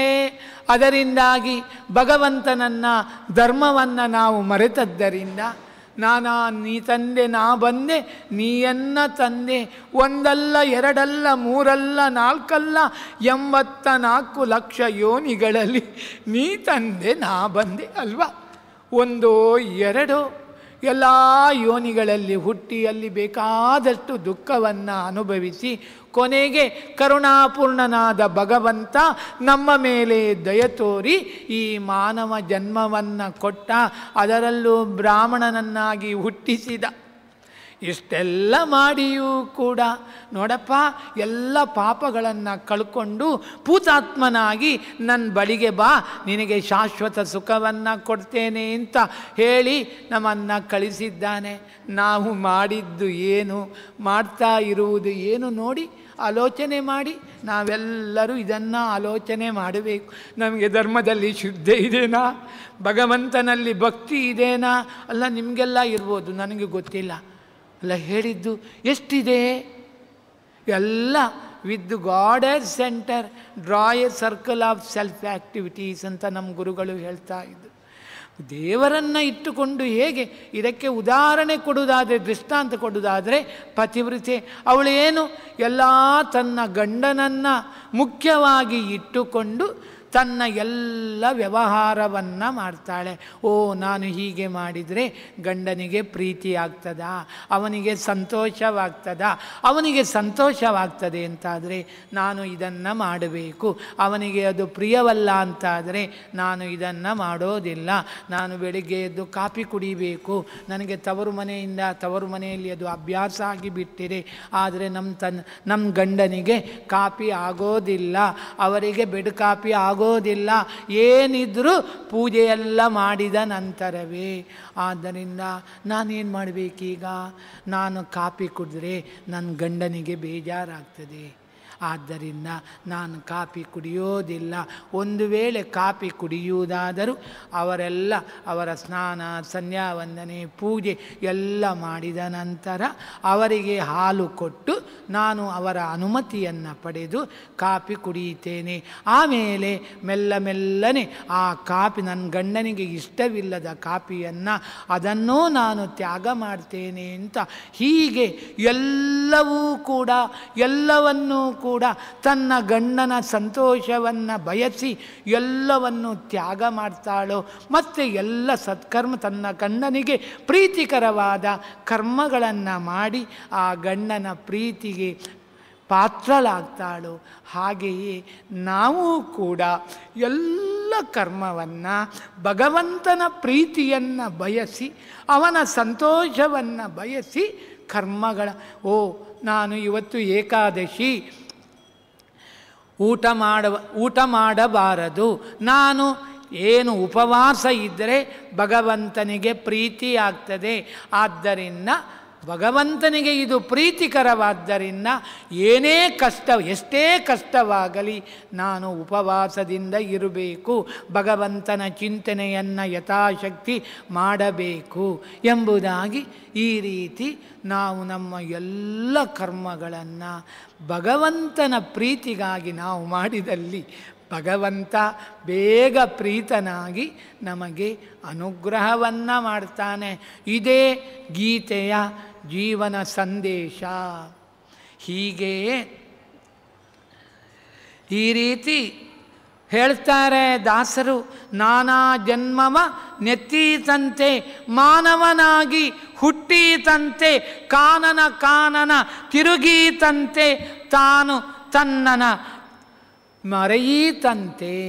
ನೋಡಿದ್ರಾ, ನಾವು ಮಾಡ್ತಾ ಇರುವುದು ಅಷ್ಟೇ ಅಲ್ವಾ? ಹುಟ್ಟಿದ್ದೇವೆ, ಯಾಕೆ ನಮಗೆ ಹುಟ್ಟು ಎಲ್ಲಿಂದ ಬಂತು, ಎಲ್ಲಿಂದ ಹೋಗ್ತೇವೆ?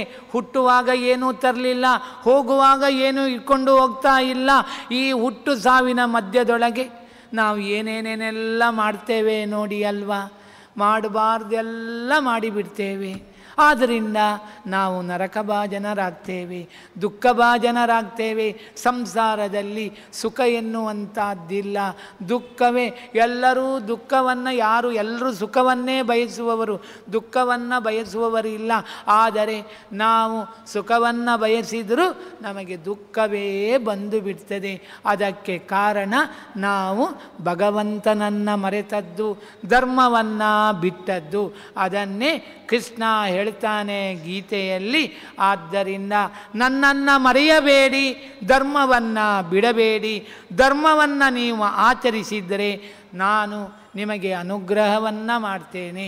ನನ್ನನ್ನು ನೀವು ಸದಾ ಸ್ಮರಿಸಿದರೆ ನಿಮ್ಮ ಎಲ್ಲ ದುಃಖ ದುಮ್ಮಾನಗಳನ್ನು ಪರಿಹರಿಸ್ತೇನೆ. ನಿಮ್ಮ ಯೋಗಕ್ಷೇಮವನ್ನು ನಾನು ನೋಡಿಕೊಳ್ಳುತ್ತೇನೆ. ನೋಡಿದ್ರಾ, ನಮ್ಮ ಕೃಷ್ಣ ಎಷ್ಟು ದೃಢವಾಗಿ ಹೇಳುತ್ತಾನೆ. ಇದುವೇ ಅರ್ಜುನನ ಮೂಲಕ ನಮಗೆ ನೀಡಿದ ನಮ್ಮ ಜೀವನದಲ್ಲಿ ನಾವು ಮಾಡಬೇಕಾದಂತಹ ಕರ್ತವ್ಯ, ಜೀವನ ಸಂದೇಶ. ಆದ್ದರಿಂದಲೇ ಜ್ಞಾನಿಗಳು ಮರಣ ಹೊಂದದೇ ಇದ್ದ ಜನರನ್ನು ಕುರಿತು ಹೇಗೆ ದುಃಖ ಪಡುವುದಿಲ್ಲವೋ ಹಾಗೆ ಮರಣ ಹೊಂದದ ಜನರನ್ನು ಕುರಿತು ದುಃಖ ಪಡುವುದಿಲ್ಲ, ಹೊಂದಿದ ಜನರನ್ನು ಕುರಿತು ದುಃಖ ಪಡುವುದಿಲ್ಲ. ನೋಡಪ್ಪ ಅರ್ಜುನ, ನಾಸತೋ ವಿದ್ಯತೆ ಭಾವೋ ನಾಭಾವೋ ವಿದ್ಯತೆ ಸತಃ. ದುಷ್ಟ ಕರ್ಮಗಳಿಂದ ಸುಖವೂ ಇಲ್ಲ, ಶಾಸ್ತ್ರವಿಹಿತ ಕರ್ಮಗಳಿಂದ ದುಃಖ ಇಲ್ಲ. ಇನ್ನು ಹುಟ್ಟಿದವನಿಗೆ ಮರಣ ನಿಶ್ಚಿತ, ಅಪರೋಕ್ಷ ಜ್ಞಾನ ಹೊಂದದೆ ಮರಣ ಹೊಂದಿದವನಿಗೆ ಜನ್ಮವು ನಿಶ್ಚಿತ. ನೇಹಾಭಿಕ್ರಮನಾಶೋಸ್ತಿ ಪ್ರತ್ಯವಾಯೋ ನ ವಿದ್ಯತೆ, ಸ್ವಲ್ಪಮಪ್ಯಸ್ಯ ಧರ್ಮಸ್ಯ ತ್ರಾಯತೆ ಮಹತೋ ಭಯಾತ್. ನೋಡು, ನಿಷ್ಕಾಮವಾದ ವಿಷ್ಣು ರೂಪವಾದ ಕರ್ಮವನ್ನು ಕೇವಲ ಪ್ರಾರಂಭ ಮಾಡಿದರೆ ಸಾಕು, ನ ದೇವತೋಷಣಮೃತ ಎನ್ನುವಂತೆ ಅದು ನಿಷ್ಫಲವಾಗೋದಿಲ್ಲ. ಪ್ರಾರಂಭ ಮಾಡಿ ಪೂರ್ಣವಾಗದೆ ಮಧ್ಯದಲ್ಲಿ ನಿಂತು ಹೋದರೂ ಅದರಿಂದ ಪಾಪ ಇಲ್ಲ.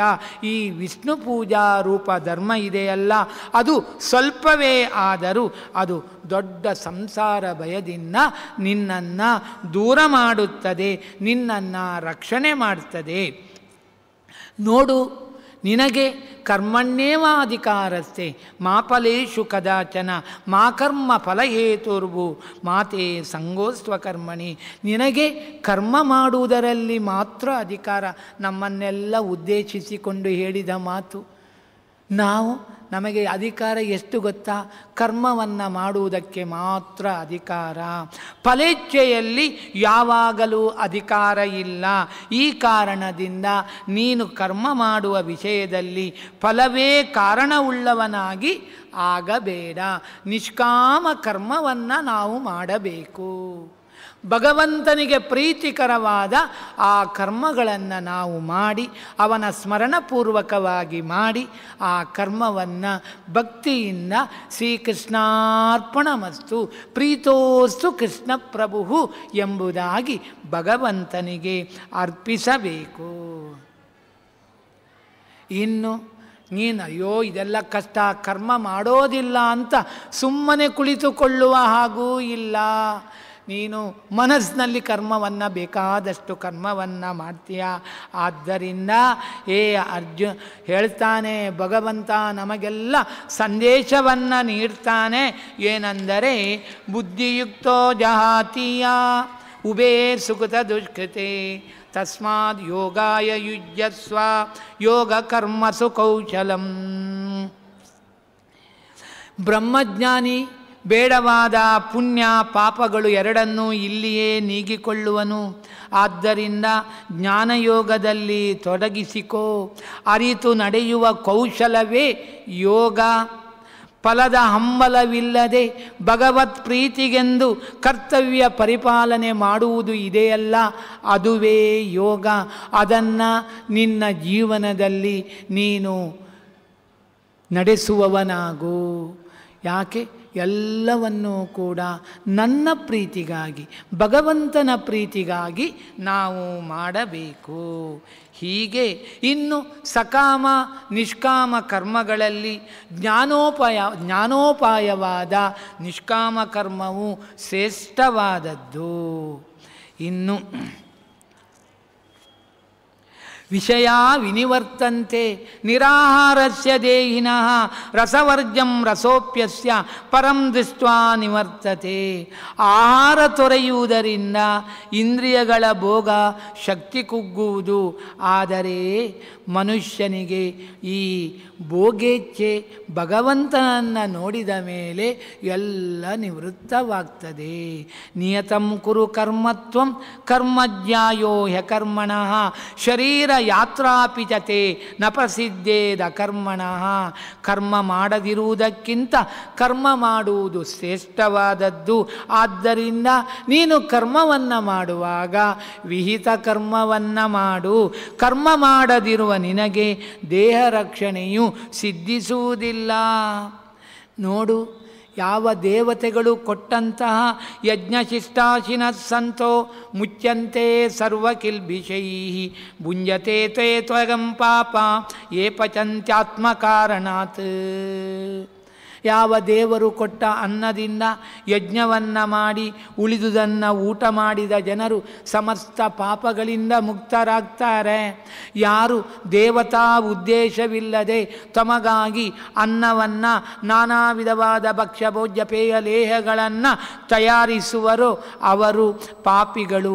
ಪಾಪಕ್ಕೆ ಕಾರಣವಾದಂತಹ ಅನ್ನವನ್ನೇ ತಿನ್ನುತ್ತಾರೆ. ನೋಡಿ, ಇದು ದೊಡ್ಡ ಸಂದೇಶ. ನಾವೆಲ್ಲ ಇದೇ ರೀತಿ ಮಾಡೋದು.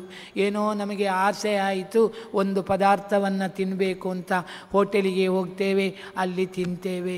ಇದು ತಪ್ಪು.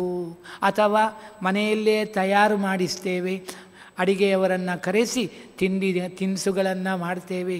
ಅದನ್ನು ದೇವರಿಗೆ ಸಮರ್ಪಣೆ ಮಾಡೋದಿಲ್ಲ, ಗೋಗ್ರಾಸ ಕೊಡೋದಿಲ್ಲ, ಅತಿಥಿ ಅಭ್ಯಾಗತರಿಗೆ ನೀಡೋದಿಲ್ಲ. ಮತ್ತು ನಾವೇ ನಮ್ಮ ಹೆಂಡತಿ ಮಕ್ಕಳೊಂದಿಗೆ ಸೇರಿಕೊಂಡು ತಿಂತೇವೆ. ಇದು ನಮ್ಮದು ತಪ್ಪು. ಇದನ್ನೇ ಭಗವಂತ ತಿಳಿಸಿಕೊಡ್ತಾನೆ. ನೀನು ಏನು ತಿಂತೀಯ ಅದನ್ನು ನನಗೆ ಸಮರ್ಪಣೆ ಮಾಡು. 2 ಜನರಿಗೆ ನೀನು ಅದನ್ನು ಕೊಡು. ಪ್ರಾಣಿ ಪಕ್ಷಿಗಳಿಗೆ ಯಾವ ಗೋಗ್ರಾಸ ದನಕ್ಕೆ ಕೊಡು, ಸ್ವಲ್ಪ ಅತಿಥಿ ಅಭ್ಯಾಗತರಿಗೆ ನೀಡು. ಆಮೇಲೆ ಅದು ನನ್ನ ಪ್ರಸಾದ ಅಂತ ತಿಳ್ಕೊಂಡು ನೀನು ನಿನ್ನ ಹೆಂಡತಿ ಮಕ್ಕಳು ಬಂಧು ಜನರೊಂದಿಗೆ ನನ್ನ ನಾಮಸ್ಮರಣಪೂರ್ವಕವಾಗಿ ನನ್ನ ಗುಣಗಾನವನ್ನು ಮಾಡ್ತಾ ಅದನ್ನು ಸ್ವೀಕಾರ ಮಾಡಪ್ಪ. ಅದರಿಂದ ನಿನಗೆ ಶ್ರೇಯಸ್ಸು ಉಂಟಾಗ್ತದೆ. ಆದ್ದರಿಂದ ನಾವು ತಿಳ್ಕೋಬೇಕು, ನಾವು ಏನು ಮಾಡ್ತಾ ಇದ್ದೇವೆ, ನಾವು ಮಾಡುವುದು ತಪ್ಪೋ ನಾವು ಮಾಡುವುದು ಸರಿಯೋ, ಇದನ್ನು ನಾವು ತಿಳ್ಕೊಂಡಾಗ ನಮಗೆ ನಾವೆಲ್ಲ ಗೀತೆಯ ಪ್ರವಚನವನ್ನು ಕೇಳಿದವರಲ್ವಾ, ಆವಾಗ ಯಾವುದು ಸರಿ ಯಾವುದು ತಪ್ಪು ಅಂತ ನಮಗೆ ತಿಳಿಯುತ್ತದೆ. ಇನ್ನೂ ಹೇಳ್ತಾನೆ, ನೋಡು, ಯದ್ಯದಾಚರತಿ ಶ್ರೇಷ್ಠ ತತ್ತದೇವೇತರೋ ಜನಃ ಸಯತ್ ಪ್ರಮಾಣಂ ಕುರುತೆ ಲೋಕಸ್ತದನು ವರ್ತತೆ. ಶ್ರೇಷ್ಠ ಪುರುಷ ಯಾವ ಕರ್ಮಗಳನ್ನು ಮಾಡ್ತಾನೋ, ಇತರ ಜನರು ಆ ಕರ್ಮಗಳನ್ನೇ ಮಾಡ್ತಾರೆ. ಯಾವ ಶ್ರೇಷ್ಠ ಮನುಷ್ಯ ಯಾವ ಗ್ರಂಥವನ್ನು ಪ್ರಮಾಣ ಅಂತ ತಿಳಿಯುತ್ತಾನೋ ಜನರು ಅದನ್ನೇ ಪ್ರಮಾಣವೆಂಬುದಾಗಿ ತಿಳಿಯುತ್ತಾರೆ, ಅದನ್ನೇ ಅನುಸರಿಸುತ್ತಾರೆ. ಆದ್ದರಿಂದ ದೊಡ್ಡವರು ಹಿರಿಯರಾದಂತಹ ನಾವು ನಮ್ಮ ಮನೆಯಲ್ಲಿ ಕೆಟ್ಟ ಕರ್ಮಗಳನ್ನು ಮಾಡಬಾರದು, ಕೆಟ್ಟ ಮಾತುಗಳನ್ನು ಆಡಬಾರದು. ಒಳ್ಳೆಯ ಕರ್ಮವನ್ನು, ಭಗವಂತನಿಗೆ ಪ್ರೀತಿಕರವಾದ ಧರ್ಮ ಕಾರ್ಯಗಳನ್ನು ನಾವು ಮಾಡಬೇಕು. ನಾವೇ ಧರ್ಮ ಕಾರ್ಯ ಮಾಡದಿದ್ದರೆ, ನಾವೇ ಏಕಾದಶಿ ಉಪವಾಸ ಮಾಡದೇ ಇದ್ದರೆ ಇನ್ನು ನಮ್ಮ ಮಕ್ಕಳಿಗೆ ನಾವು ಹೇಳಲಿಕ್ಕುಂಟಾ ಏಕಾದಶಿ ಉಪವಾಸ ಮಾಡಿ ಅಂತ ಅಲ್ವಾ? ಆದ್ದರಿಂದ ಅದಕ್ಕೆ ಕೃಷ್ಣ ಹೇಳ್ತಾನೆ, ದೊಡ್ಡವರು ಏನು ಮಾಡ್ತಾರೆ ಅದನ್ನು ಕಿರಿಯರು ಮಾಡ್ತಾರೆ. ಆದ್ದರಿಂದ ನೀನು ಸತ್ಕರ್ಮವನ್ನು ನೀನು ಮಾಡು, ನನಗೆ ಪ್ರೀತಿಕರವಾದ ಕರ್ಮವನ್ನು ಮಾಡು.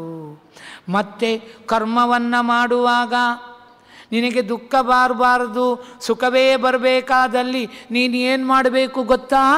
ಕೃಷ್ಣ ಹೇಳ್ತಾನೆ, ಮಯಿ ಸರ್ವಾಣಿ ಕರ್ಮಾಣಿ ಸನ್ಯಸ್ಯ ಅಧ್ಯಾತ್ಮಚೇತಸ ನಿರಾಶಿ ನಿರ್ಮಮೋ ಭೂತ್ವಾ ಯುದ್ಧಸ್ವ ವಿಗತಜ್ವರ. ನೋಡಪ್ಪ, ನಾನು ಭಗವಂತನಲ್ಲಿ ಶ್ರೇಷ್ಠನಾದ ಸರ್ವೋತ್ತಮನಾದ ಜಗತ್ಪ್ರಭುವಾದ ಭಗವಂತನಲ್ಲಿ ಮನಸ್ಸನ್ನು ಇಟ್ಟು ಫಲೇಚ್ಛಾರಹಿತನಾಗಿ ಕರ್ತೃತ್ವ ಅಭಿಮಾನರಹಿತನಾಗಿ ಮಾಡಲ್ಪಟ್ಟಂತಹ ಎಲ್ಲ ಕರ್ಮಗಳನ್ನು ಭಗವಂತನಲ್ಲಿ ಅರ್ಪಣೆ ಮಾಡಿ ಎಲ್ಲ ಕರ್ಮಗಳನ್ನು ವಿಷ್ಣು ಪೂಜಾತ್ಮಕವೆಂಬುದಾಗಿ ಅನುಸಂಧಾನ ಮಾಡಿಕೊಂಡು ಭಗವಂತನಿಗೆ ಅದನ್ನು ಅರ್ಪಿಸು. ಆಗ ನಿನಗೆ ಯಾವುದೇ ರೀತಿಯ ದುಃಖ ಬರೋದಿಲ್ಲ. ನೋಡಿದ್ರ, ನಾವು ಆ ರೀತಿ ಮಾಡಿದರೆ ನಾವು ದುಃಖರಹಿತರಾಗಬೇಕು. ನಾವು ಈ ರೀತಿ ಅದನ್ನೇ ದಾಸರು ಹೇಳಿದರು, ಪರಿಪರಿ ಕೆಲಸವು ನಿನ್ನ ಮಹಾಪೂಜೆ. ಎಲ್ಲವೂ ಕೃಷ್ಣ ನಿನ್ನ ಪೂಜೆಯಪ್ಪ, ನೀನು ಪ್ರೀತನಾಗು, ಅನುಗ್ರಹ ಮಾಡು ಅಂತ ಈ ರೀತಿ ನಾವು ದೇವರಲ್ಲಿ ಪ್ರಾರ್ಥನೆ ಮಾಡಬೇಕು. ಇನ್ನೂ ಹೇಳ್ತಾನೆ, ಸ್ವಧರ್ಮೇ ನಿಧನಂ ಶ್ರೇಯ. ತಮ್ಮ ವರ್ಣಾಶ್ರಮಗಳಿಗೆ ವಿಹಿತವಾದ ಧರ್ಮ ಸರಿಯಾಗಿ ಮಾಡಲಾಗದೆ ಲೋಪ ಉಂಟಾದರೂ ಪರವಾಗಿ ಇಲ್ಲ, ಅದು ಶ್ರೇಯಸ್ಸಿಗೇನೆ ಕಾರಣವಾಗ್ತದೆ.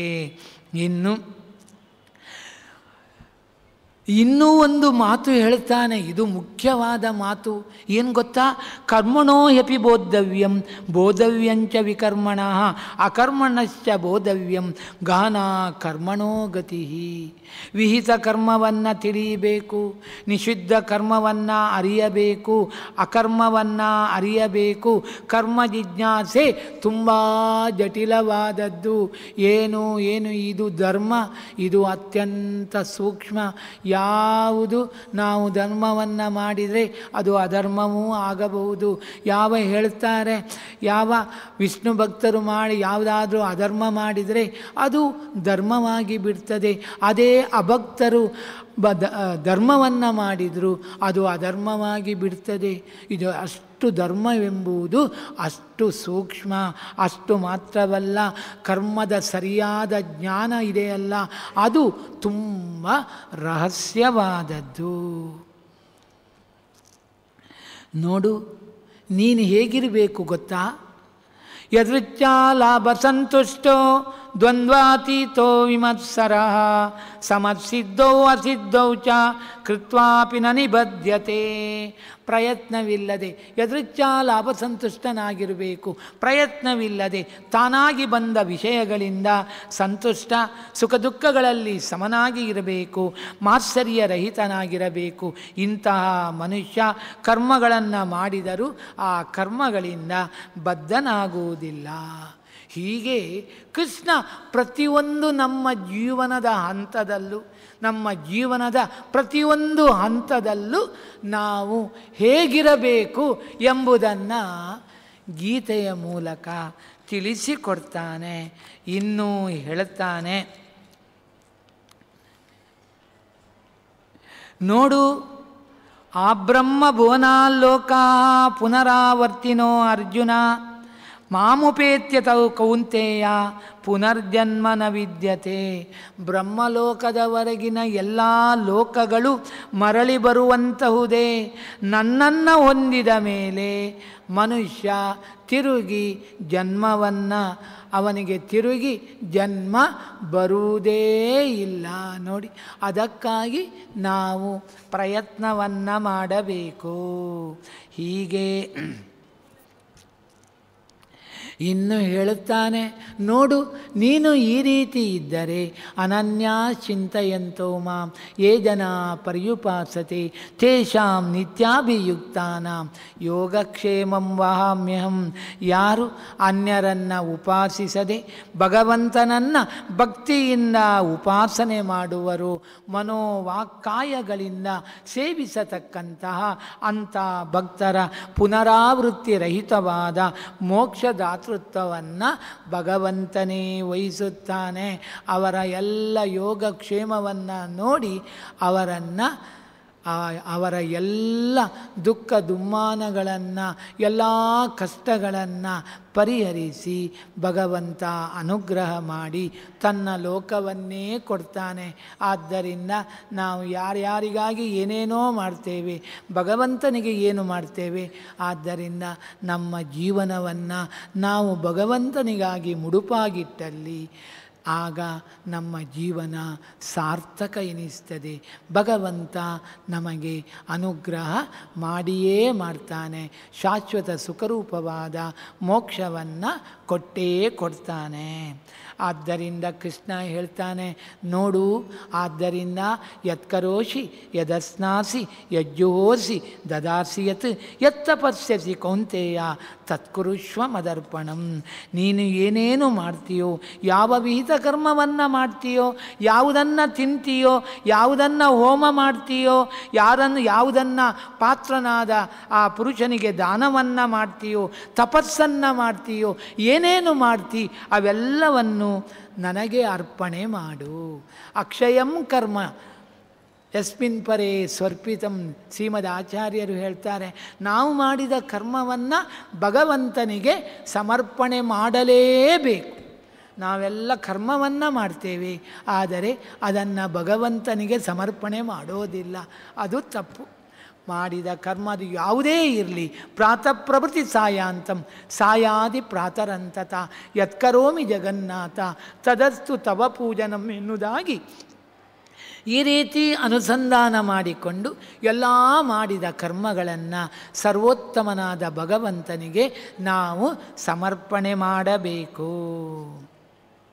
ಹೀಗೆ ಇದು ಒಂದು ಸಂದೇಶ.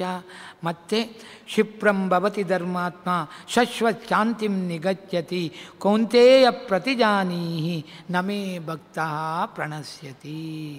ಆದ್ದರಿಂದ ಇಂತಹ ನನ್ನ ಭಕ್ತ, ತನ್ನ ಜೀವನವನ್ನೇ ನನಗಾಗಿ ಮುಡುಪಾಗಿಟ್ಟಂತಹ ನನ್ನ ಭಕ್ತ, ಅವನು ಬೇಗನೆ ಮತ್ತೆ ಮತ್ತೆ ತನ್ನ ಧರ್ಮದಲ್ಲಿ ತನ್ನ ಮನಸ್ಸನ್ನು ಹಾಕ್ತಾನೆ. ಅಂದರೆ ಮತ್ತು ಭಗವತ್ ಪ್ರೀತಿಕರವಾದ ಆ ಭಾಗವತ ಧರ್ಮಗಳನ್ನು ನಾನು ಮಾಡಬೇಕು, ಅದು ಭಗವಂತನಿಗೆ ಪ್ರೀತಿಕರವಾದದ್ದು ಅಂತ ಅದರಲ್ಲಿಯೇ ಆಸಕ್ತಾನೆ. ಮತ್ತು ಹೀಗೆ ಆಸಕ್ತನಾದವನು ಶಾಶ್ವತ ಸುಖದ ನೆಲೆಯನ್ನು ಕಾಣುವವನಾಗ್ತಾನೆ. ನನ್ನ ಭಕ್ತನಿಗೆ ಎಂದೂ ಕೂಡ ಕೇಡೆನ್ನುವಂಥದ್ದಿಲ್ಲ. ನನ್ನ ಭಕ್ತ ನರಕಾದಿ ಅನರ್ಥಗಳನ್ನು ಹೊಂದುವುದಿಲ್ಲ. ಆದ್ದರಿಂದ ಮನ್ಮನಾಭವ ಮದ್ಭಕ್ತೋ ಮದ್ಯಾಜೀ ಮಾಂ ನಮಸ್ಕುರು ಮಾಮೇ ವೈಶ್ಯಸಿ ಯುಕ್ತೈವಂ ಆತ್ಮಾನಂ ಮತ್ಪರಾಯಣ. ಆದ್ದರಿಂದ ಭಗವಂತನಲ್ಲಿ ಮನಸ್ಸುಳ್ಳ, ಭಗವಂತನನ್ನೇ ಪೂಜಿಸುವ, ಭಗವಂತನನ್ನೇ ನಮಸ್ಕರಿಸುವ ಭಕ್ತ, ಭಗವಂತ ಅವನಿಗೆ ಉತ್ತಮ ಗತಿ, ಭಗವಂತನೇ ನನಗೆ ಉತ್ತಮ ಗತಿ ಎಂಬುದಾಗಿ ತಿಳಿದು ಭಗವಂತನಲ್ಲಿಯೇ ಮನಸ್ಸನ್ನು ಇರಿಸಿದರೆ ಅವನು ಭಗವಂತನನ್ನೇ ಹೊಂದುವವನಾಗ್ತಾನೆ ಎಂಬುದಾಗಿ ಈ ರೀತಿ ಹೇಳುತ್ತಾ, ಇನ್ನೀಗ ತುಂಬ ವಿಷಯ ಇದೆ, ಅದೆಲ್ಲ ಹೇಳಲಿಕ್ಕೆ ಈಗ ಅವಕಾಶ ಇಲ್ಲ. ಇನ್ನು ಕೊನೆಯದ ಭಾಗ ಹೇಳೋಣ, ಆಮೇಲೆ ಈ ಪ್ರವಚನವನ್ನು ಉಪಸಂಹಾರ ಮಾಡೋಣ. ಇನ್ನೂ ಹೇಳ್ತಾನೆ, ನೋಡಪ್ಪ,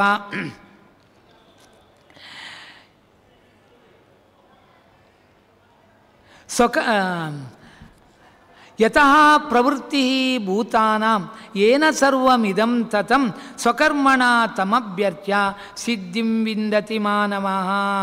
ಆ ಭಗವಂತ ಯಾರಿಂದ ಪ್ರಾಣಿಗಳ ಒಂದು ಪ್ರವೃತ್ತಿ ನಡೆದಿದೆಯೋ, ಯಾರಿಂದ ಇವೆಲ್ಲ ವ್ಯಾಪ್ತವಾಗಿದೆಯೋ ಅಂತಹ ಭಗವಂತನನ್ನು ಸ್ವರ್ಣಾಶ್ರಮ ವಿಹಿತ ಕರ್ಮದಿಂದ ಪೂಜಿಸಿ ಮಾನವನು ಮೋಕ್ಷವನ್ನು ಹೊಂದುತ್ತಾನೆ. ಸಮಗ್ರವಾಗಿ ಆಚರಿಸುವ ಪರಧರ್ಮಕ್ಕಿಂತ ಸ್ವಲ್ಪ ನ್ಯೂನತೆ ಇದ್ದರೂ ತನಗೆ ವಿಹಿತವಾದ ಧರ್ಮವೇ ಶ್ರೇಷ್ಠ. ಇದರಿಂದ ಪಾಪ ಅವನಿಗೆ ಲೇಪಿಸುವುದಿಲ್ಲ ಎಂಬುದಾಗಿ ಹೇಳುತ್ತಾ ಇನ್ನೂ ಹೇಳುತ್ತಾನೆ. ಇತಿ ತೇ ಜ್ಞಾನಮಾಖ್ಯಾತಂ ಗುಖ್ಯಾದ್ ಗುಖ್ಯತರಂ ಮಯ ವಿಮೃಶ್ಯೈತದಶೇಷೇಣ ಯಥೇಚ್ಛಸಿ ತಥಾ ಕುರು. ನೋಡಪ್ಪ ಅರ್ಜುನ, ನಿನಗೆ ರಹಸ್ಯದಲ್ಲೂ ಅತಿರಹಸ್ಯವಾದ ಜ್ಞಾನವನ್ನು ತಿಳಿಸಿದ್ದೇನೆ. ಇದನ್ನು ಸಮಗ್ರವಾಗಿ ವಿವೇಚಿಸಿ ನಿನಗೆ ತೋಚಿದಂತೆ ಮಾಡು ಎಂಬುದಾಗಿ. ಇನ್ನು ನೋಡಿ, ನಾವು ಲೋಕದಲ್ಲೂ ಅಷ್ಟೇ, ಮತ್ತು ಯಾವ ಕೆಲಸ ಮಾಡಲೇಬೇಕು ಅಂತಿದ್ರೆ 2 ಸರ್ತಿ 3 ಸರ್ತಿ ಹೇಳ್ತೇವೆ.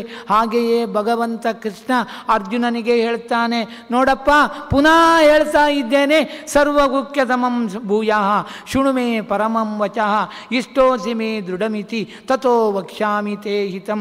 ಎಲ್ಲಕ್ಕಿಂತಲೂ ಮಿಗಿಲಾದ ಈ ನನ್ನ ರಹಸ್ಯ ವಚನವನ್ನು ಇನ್ನೊಮ್ಮೆ ಕೇಳಿಸಿಕೋ ಅರ್ಜುನ. ನೀನು ನನಗೆ ತುಂಬ ಪ್ರಿಯ ಎಂಬ ಕಾರಣದಿಂದ ನಿನಗೆ ಹಿತವನ್ನು ತಿಳಿಸುತ್ತಿರುವೆನು. ನೋಡಿ, ಹಿತ ಬೇರೆ ಪ್ರೀತಿ ಬೇರೆ.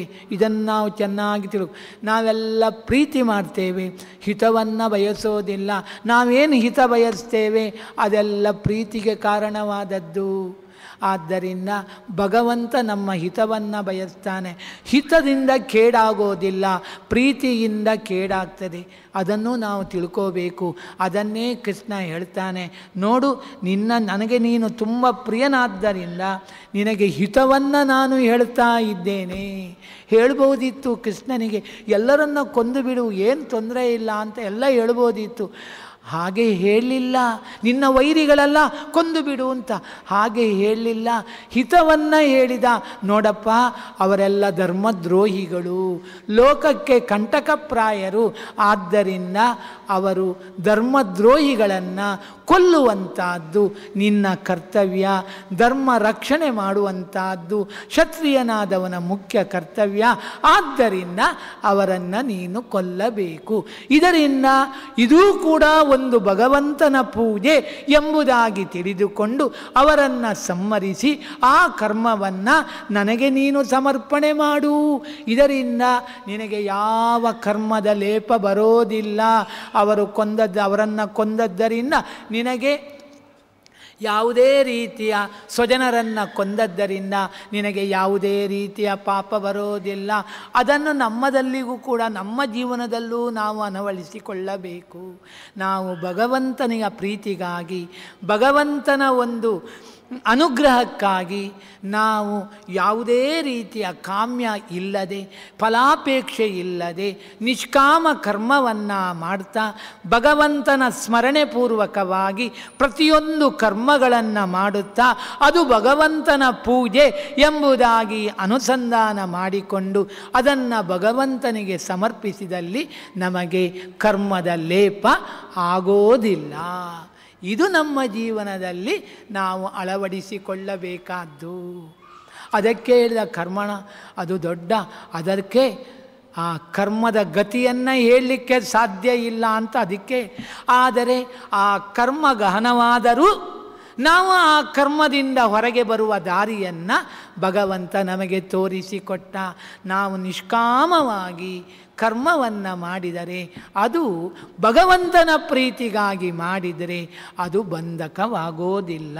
ಮತ್ತೆ ಹೇಳ್ತಾನೆ ಪುನಃ, ಆದ್ದರಿಂದ ನೋಡು, ಮನ್ಮನಾಭವ ಮದ್ಭಕ್ತೋ ಮದ್ಯಾಜಿ ಮಾಂ ನಮಸ್ಕುರು ಮಾಮೇ ವೈಶ್ಯಸಿ ಸತ್ಯಂತೆ ಪ್ರತಿಜಾನೇ ಪ್ರಿಯೋಸಿಮೆ. ನನ್ನಲ್ಲಿ ಮನಸ್ಸಿಡು, ನನ್ನ ಭಕ್ತನಾಗು, ನನ್ನನ್ನೇ ಆರಾಧಿಸು, ನನಗೇನೇ ತಲೆಬಾಗು, ಶಪಥ ಮಾಡುವೆ, ನೀನು ನನ್ನನ್ನೇ ಸೇರುವೆ, ನೀನು ನನಗೆ ಪ್ರಿಯನಾದವನು ಅರ್ಜುನ. ಆದ್ದರಿಂದ ನೀನು ನನ್ನ ಮಾತಿನಲ್ಲಿ ವಿಶ್ವಾಸವನ್ನು ಇಡು. ಏನು ಮಾಡಬೇಕು? ಸರ್ವಧರ್ಮಾನ್ ಪರಿತ್ಯಜ್ಯ ಮಾಮೇಕಂ ಶರಣಂ ವ್ರಜ ಅಹಂ ತ್ವಾಂ ಸರ್ವ ಪಾಪೇಭ್ಯೋ ಮೋಕ್ಷಯಿಷ್ಯಾಮಿ ಮಾ ಶುಚಃ. ಇತರ ದೇವತೋದ್ದೇಶಕವಾದ ಸರ್ವಧರ್ಮಗಳನ್ನು ಬಿಟ್ಟು ಬಿಡು.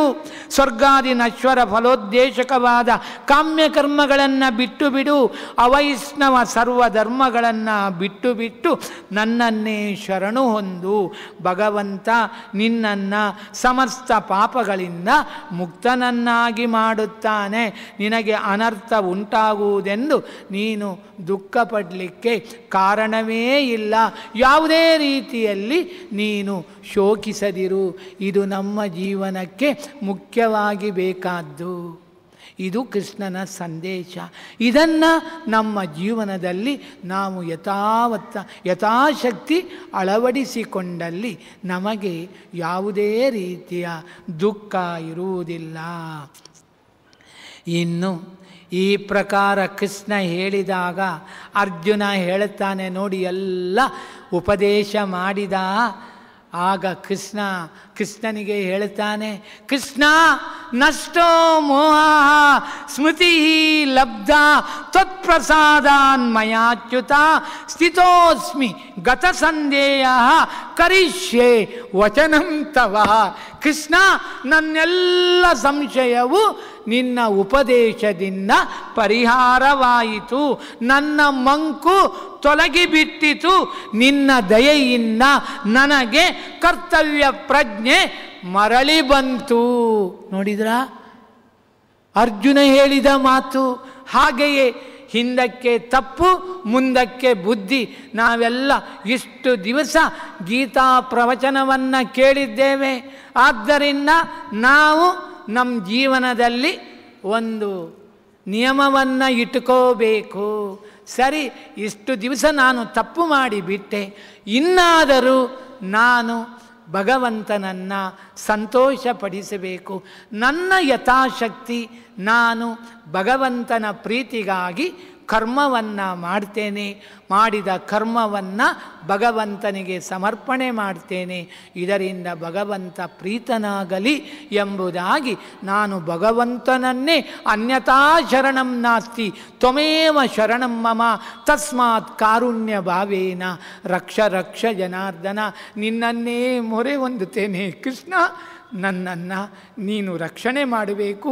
ಸರಿ, ಅಂದೋಹಂ ಕರುಣಾ ಸಿಂಧೋ ವೀಕ್ಷೇಯಂ ನ ಕ್ಷೇಮ ಪದ್ಧತಿಂ ಇಂದಿರೇಶ ಕರಂ ಗೃಹ್ಣನ್ ವರ್ತಯ ಅನಿಂದ್ಯ ವರ್ತಮನಿ. ಕೃಷ್ಣ, ನನಗೆ ಒಂದು ಯಾವುದು ಸರಿ ಯಾವುದು ತಪ್ಪು ಗೊತ್ತಿಲ್ಲ.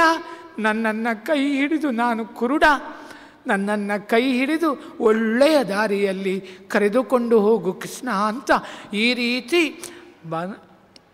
ಸರ್ವಾತ್ಮನ ನಾವು ಭಗವಂತನನ್ನು ಶರಣು ಹೊಂದೋಣ. ಆಗ ಕರುಣಾಪೂರ್ಣನಾದ ಭಗವಂತ ನಮ್ಮನ್ನು ರಕ್ಷಣೆ ಮಾಡಿಯೇ ಮಾಡ್ತಾನೆ. ನಮ್ಮ ದುಃಖ ದುಮ್ಮಾನಗಳನ್ನು ಪರಿಹರಿಸ್ತಾನೆ. ಎಲ್ಲ ಅನಿಷ್ಟಗಳನ್ನು ದೂರೀಕರಿಸ್ತಾನೆ. ಅಷ್ಟು ಮಾತ್ರವಲ್ಲ, ನಮ್ಮ ಜೀವನ ಸುಖಮಯವಾಗಿ ಮಾಡ್ತಾನೆ. ಅಷ್ಟು ಮಾತ್ರವಲ್ಲ, ಕೊನೆಗೆ ಭಗವಂತ ತನ್ನ ಲೋಕವನ್ನೇ ನಮಗೆ ಕರುಣಿಸುತ್ತಾನೆ. ಅದನ್ನೇ ನನ್ನ ಸಂದೇಹ ಎಲ್ಲ ಅಳಿದು ಹೋಯಿತು, ನಾನೀಗ ದೃಢವಾಗಿ ನಿಂತಿದ್ದೇನೆ, ನಿನ್ನ ಮಾತನ್ನು ನಡೆಸುವೆ ಅಂತ ಹೇಳಿಕೊಂಡು ಅರ್ಜುನ ಯುದ್ಧಕ್ಕೆ ಸನ್ನದ್ಧನಾದ. ಹಾಗೆಯೇ ಇನ್ನೇನು ಇಷ್ಟೆಲ್ಲ ಹೇಳಿದಂತಹ ಸಂಜಯ ಹೇಳ್ತಾನೆ, ಯತ್ರ ಯೋಗೀಶ್ವರ ಕೃಷ್ಣೋ ಯತ್ರ ಪಾರ್ಥೋ ಧನುರ್ಧರಃ ತತ್ರ ಶ್ರೀ ವಿಜಯೋ ಭೂತಿ ಧ್ರುವ ನೀತಿರ್ಮತಿರ್ಮಮ. ಎಲ್ಲಿ ಸರ್ವೋಪಾಯಗಳಿಗೆ ನಿಯಾಮಕನಾದ ಕೃಷ್ಣನಿರುವನು, ಎಲ್ಲಿ ಭೀಮಸೇನ ಇರುವನು, ಎಲ್ಲಿ ಧನುರ್ಧಾರಿಯಾದ ಅರ್ಜುನ ಇರುವನು, ಅಲ್ಲಿ ರಾಜ್ಯಲಕ್ಷ್ಮಿ, ಜಯ, ಐಶ್ವರ್ಯ, ನ್ಯಾಯ ನಿಶ್ಚಿತವೆಂಬುದಾಗಿ ತಿಳಿಯತಕ್ಕದ್ದು ಎಂಬುದಾಗಿ ಹೀಗೆ ನಾವೂ ಕೂಡ ಈ ಭಗವದ್ಗೀತೆಯ ಶ್ರವಣ ಮನನಾದಿಗಳಿಂದ ಇನ್ನೇನು ಪ್ರವಚನವನ್ನು ಕೇಳುವುದರಿಂದ ನಾವು ಕರ್ತವ್ಯ ಪ್ರಜ್ಞೆ ಧರ್ಮ ಪ್ರಜ್ಞೆಯನ್ನು ಅರಿತವರಾಗಿ ನಮ್ಮ ಬಾಳನ್ನು ಜೀವನವನ್ನು ಸಾರ್ಥಕಪಡಿಸಿಕೊಳ್ಳೋಣ. ಭಗವದ್ ಅನುಗ್ರಹಕ್ಕೆ ಪಾತ್ರರಾಗಿ ಶಾಶ್ವತ ಸುಖವನ್ನು ಹೊಂದೋಣ.